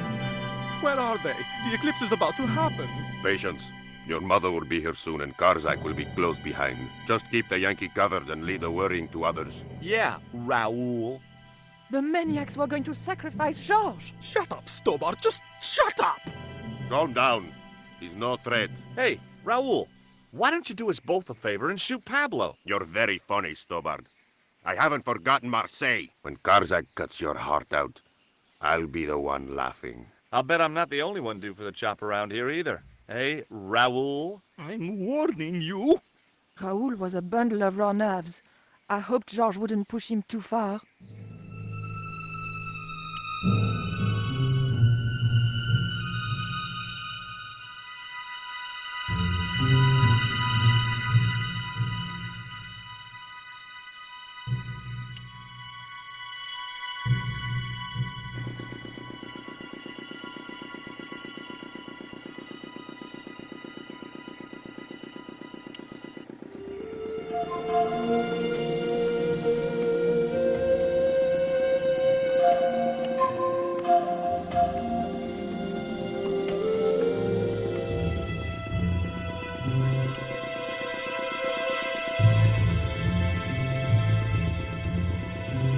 Poco, do you still have that lighter gun you pulled on me so amusingly?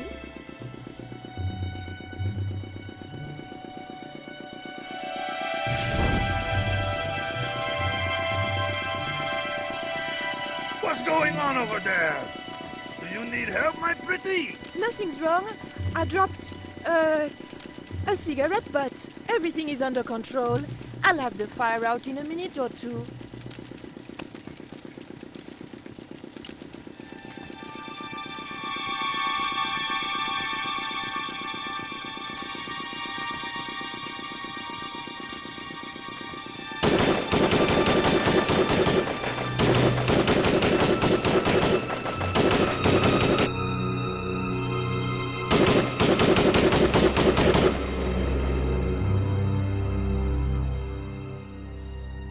What's that? What's happening? Trouble. Keep it up. The pyramid's surrounded. I'll find out what the trouble is. Watch Stubber doesn't pull any tricks. If he does, shoot him in the head, not through the heart. Why does it matter? He'll be dead either way. His heart belongs to Tezcatlipoca. That's not true. We just had dinner a couple of times.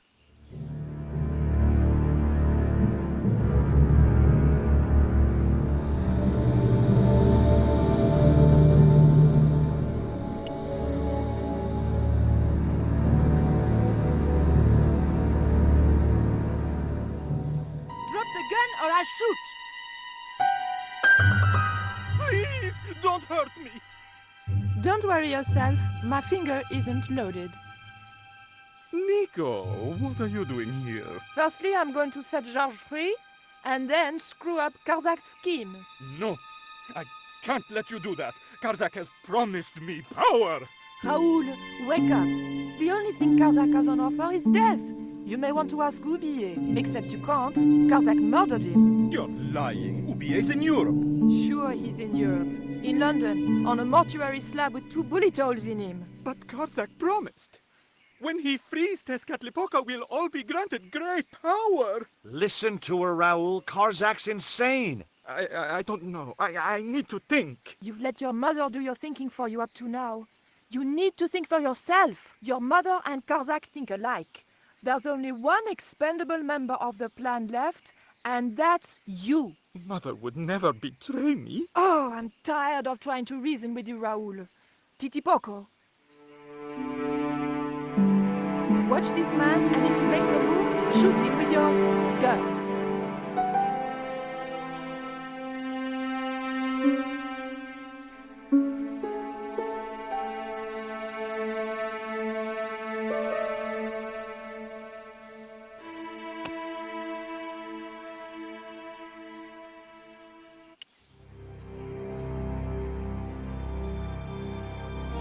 Hold still, Georges.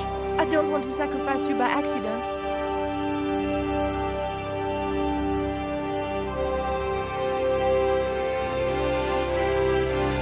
You have no idea how glad I am to see you. They were going to cut your heart out. I think I can guess. We can save the happy reunions for later. We've got to move. Come on!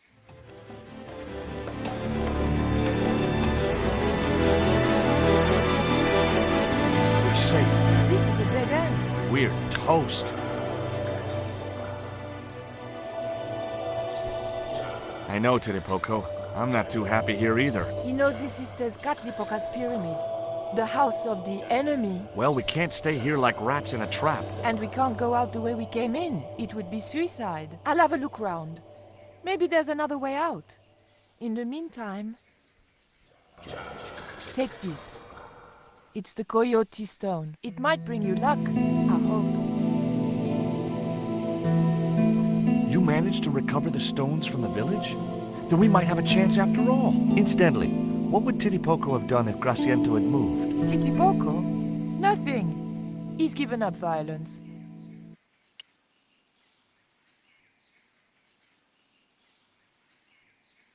Oof, the lever was very difficult to move and appeared to do nothing anyway.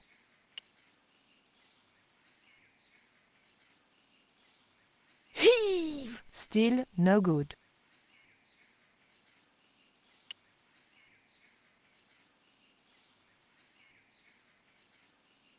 Georges? Yeah? Georges, I can only pull one lever at a time, and I think we need to pull both together. Okay, I'm up for that.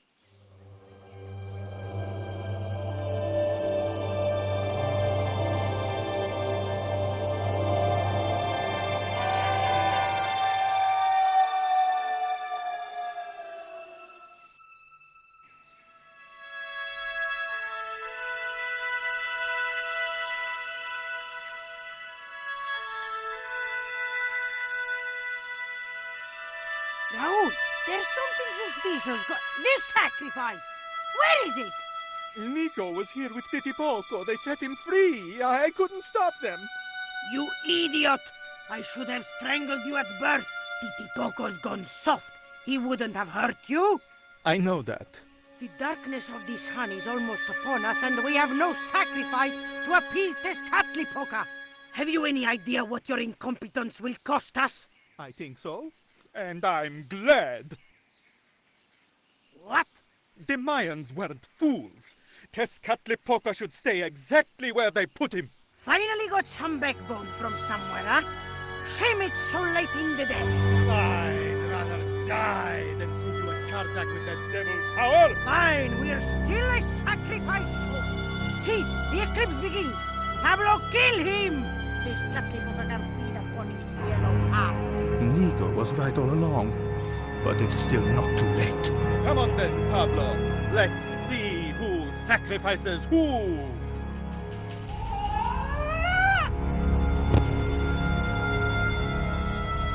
What place is this? I was in some sort of strange room. Tiles and dials. The priests who designed this place must have known how to use them. I was going to have to figure it out for myself if I ever wanted to get out of here.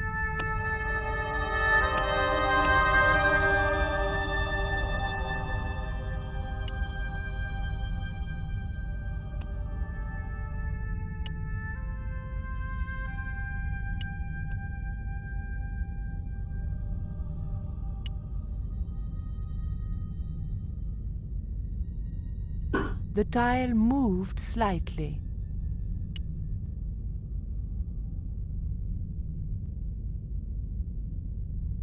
The room was dominated by an enormous device, decorated with the usual Mayan motifs. It held two great discs, each covered in glyphs.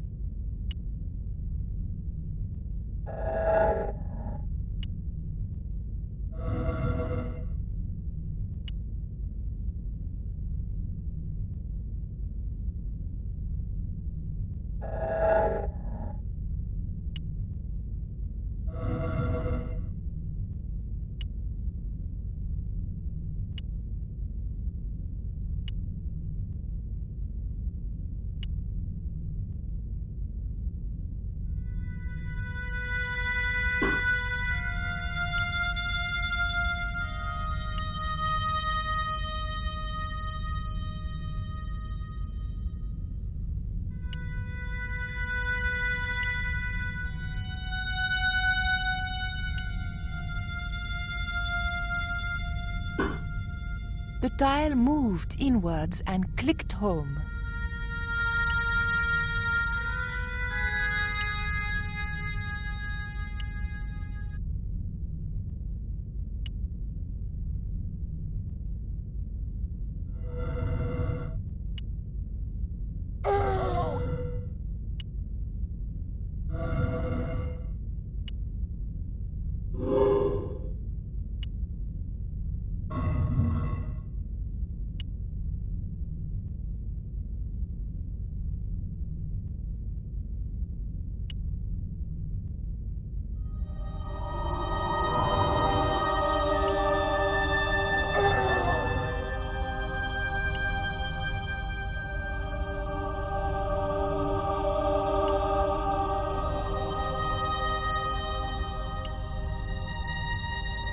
The tile didn't want to move.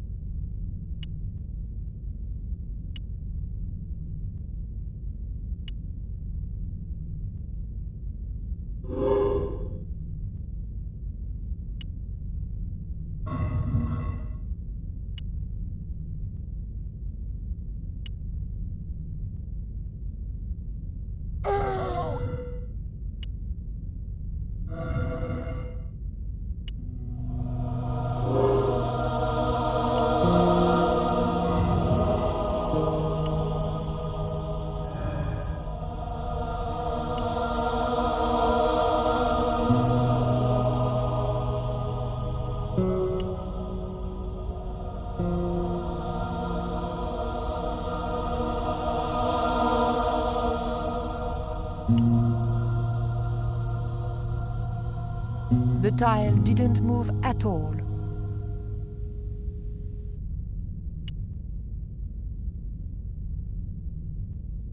The tile didn't want to move.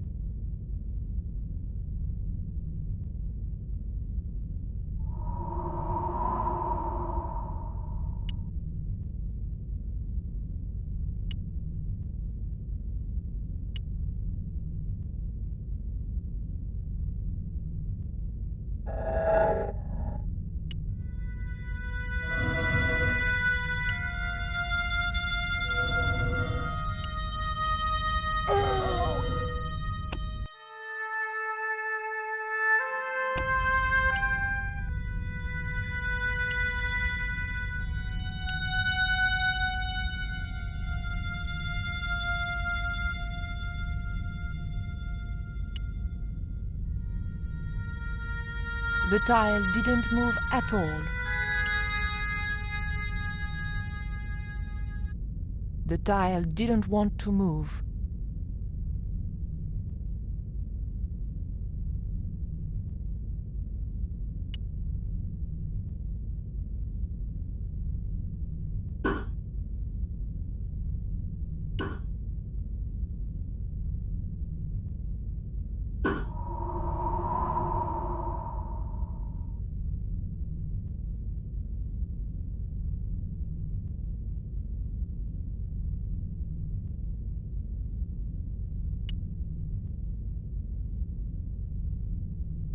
The tile didn't want to move.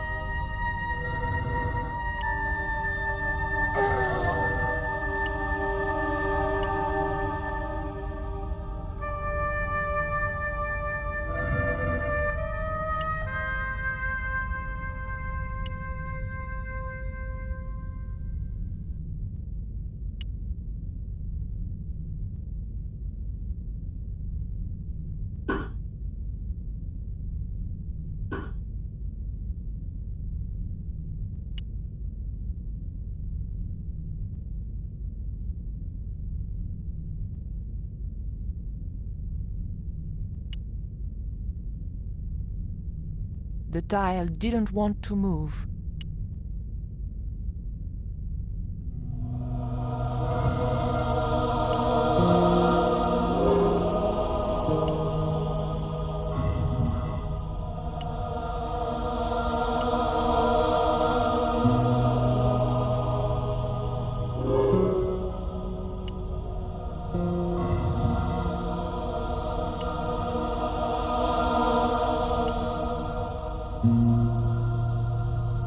The tile didn't want to move.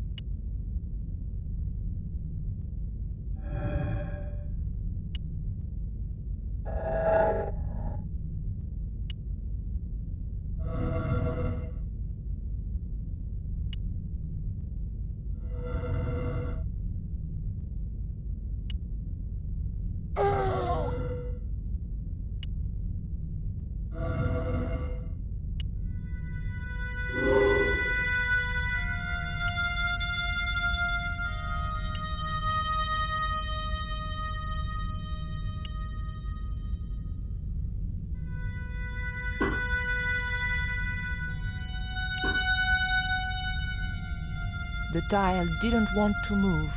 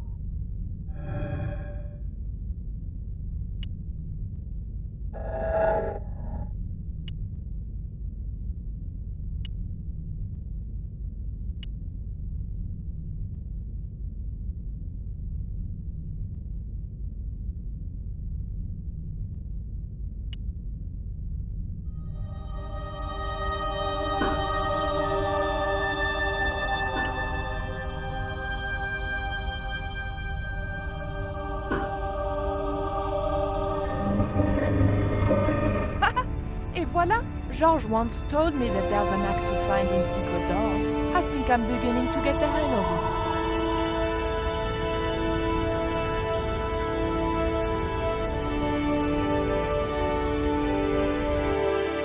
So I thought, this is it, you know? This is true love. Anyway, I have to leave for a few weeks, and when I come back, what do I find? Damn right. And with who? Labano, that creep. Huh? Yeah, that's exactly what I thought.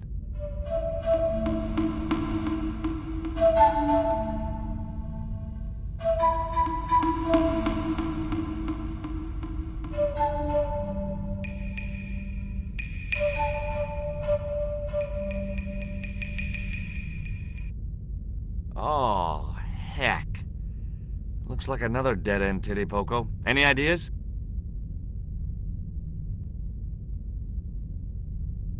I was hoping for something a little more constructive. Never mind, I'll have a look around.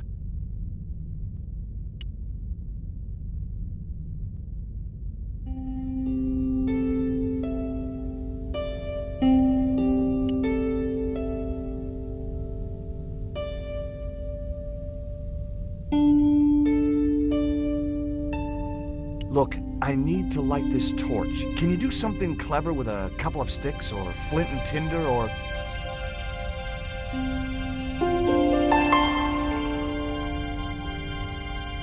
or a cheesy novelty cigarette lighter, as it turned out.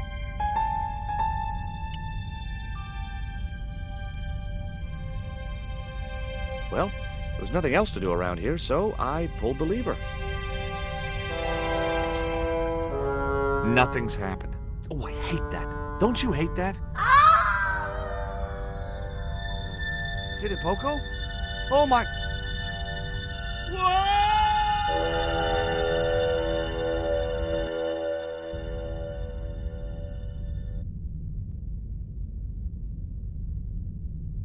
Great.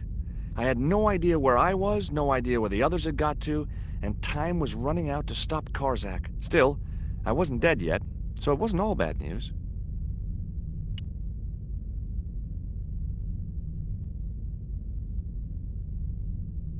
A stone slab that must have weighed tons sealed the door.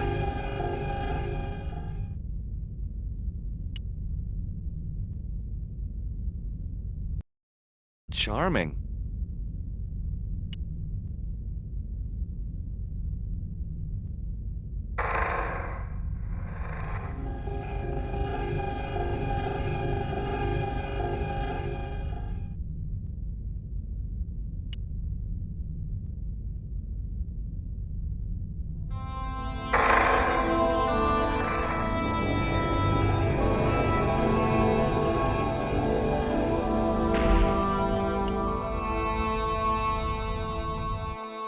Every time I think this place can't get any spookier, it does.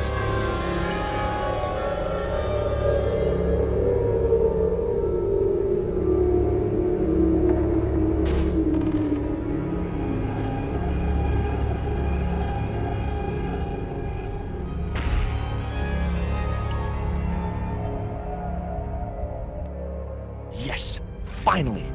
I'm out of here.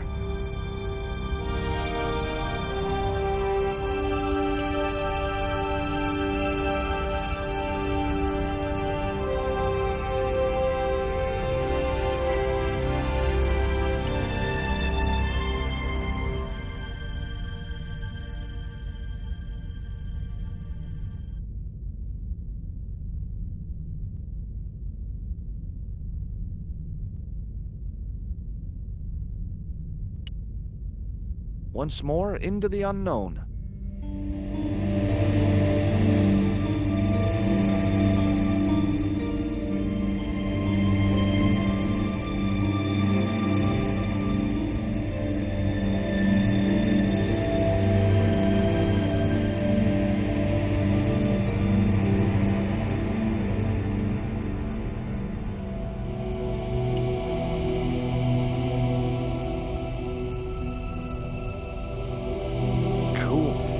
Onwards and downwards, Mr. Stobart.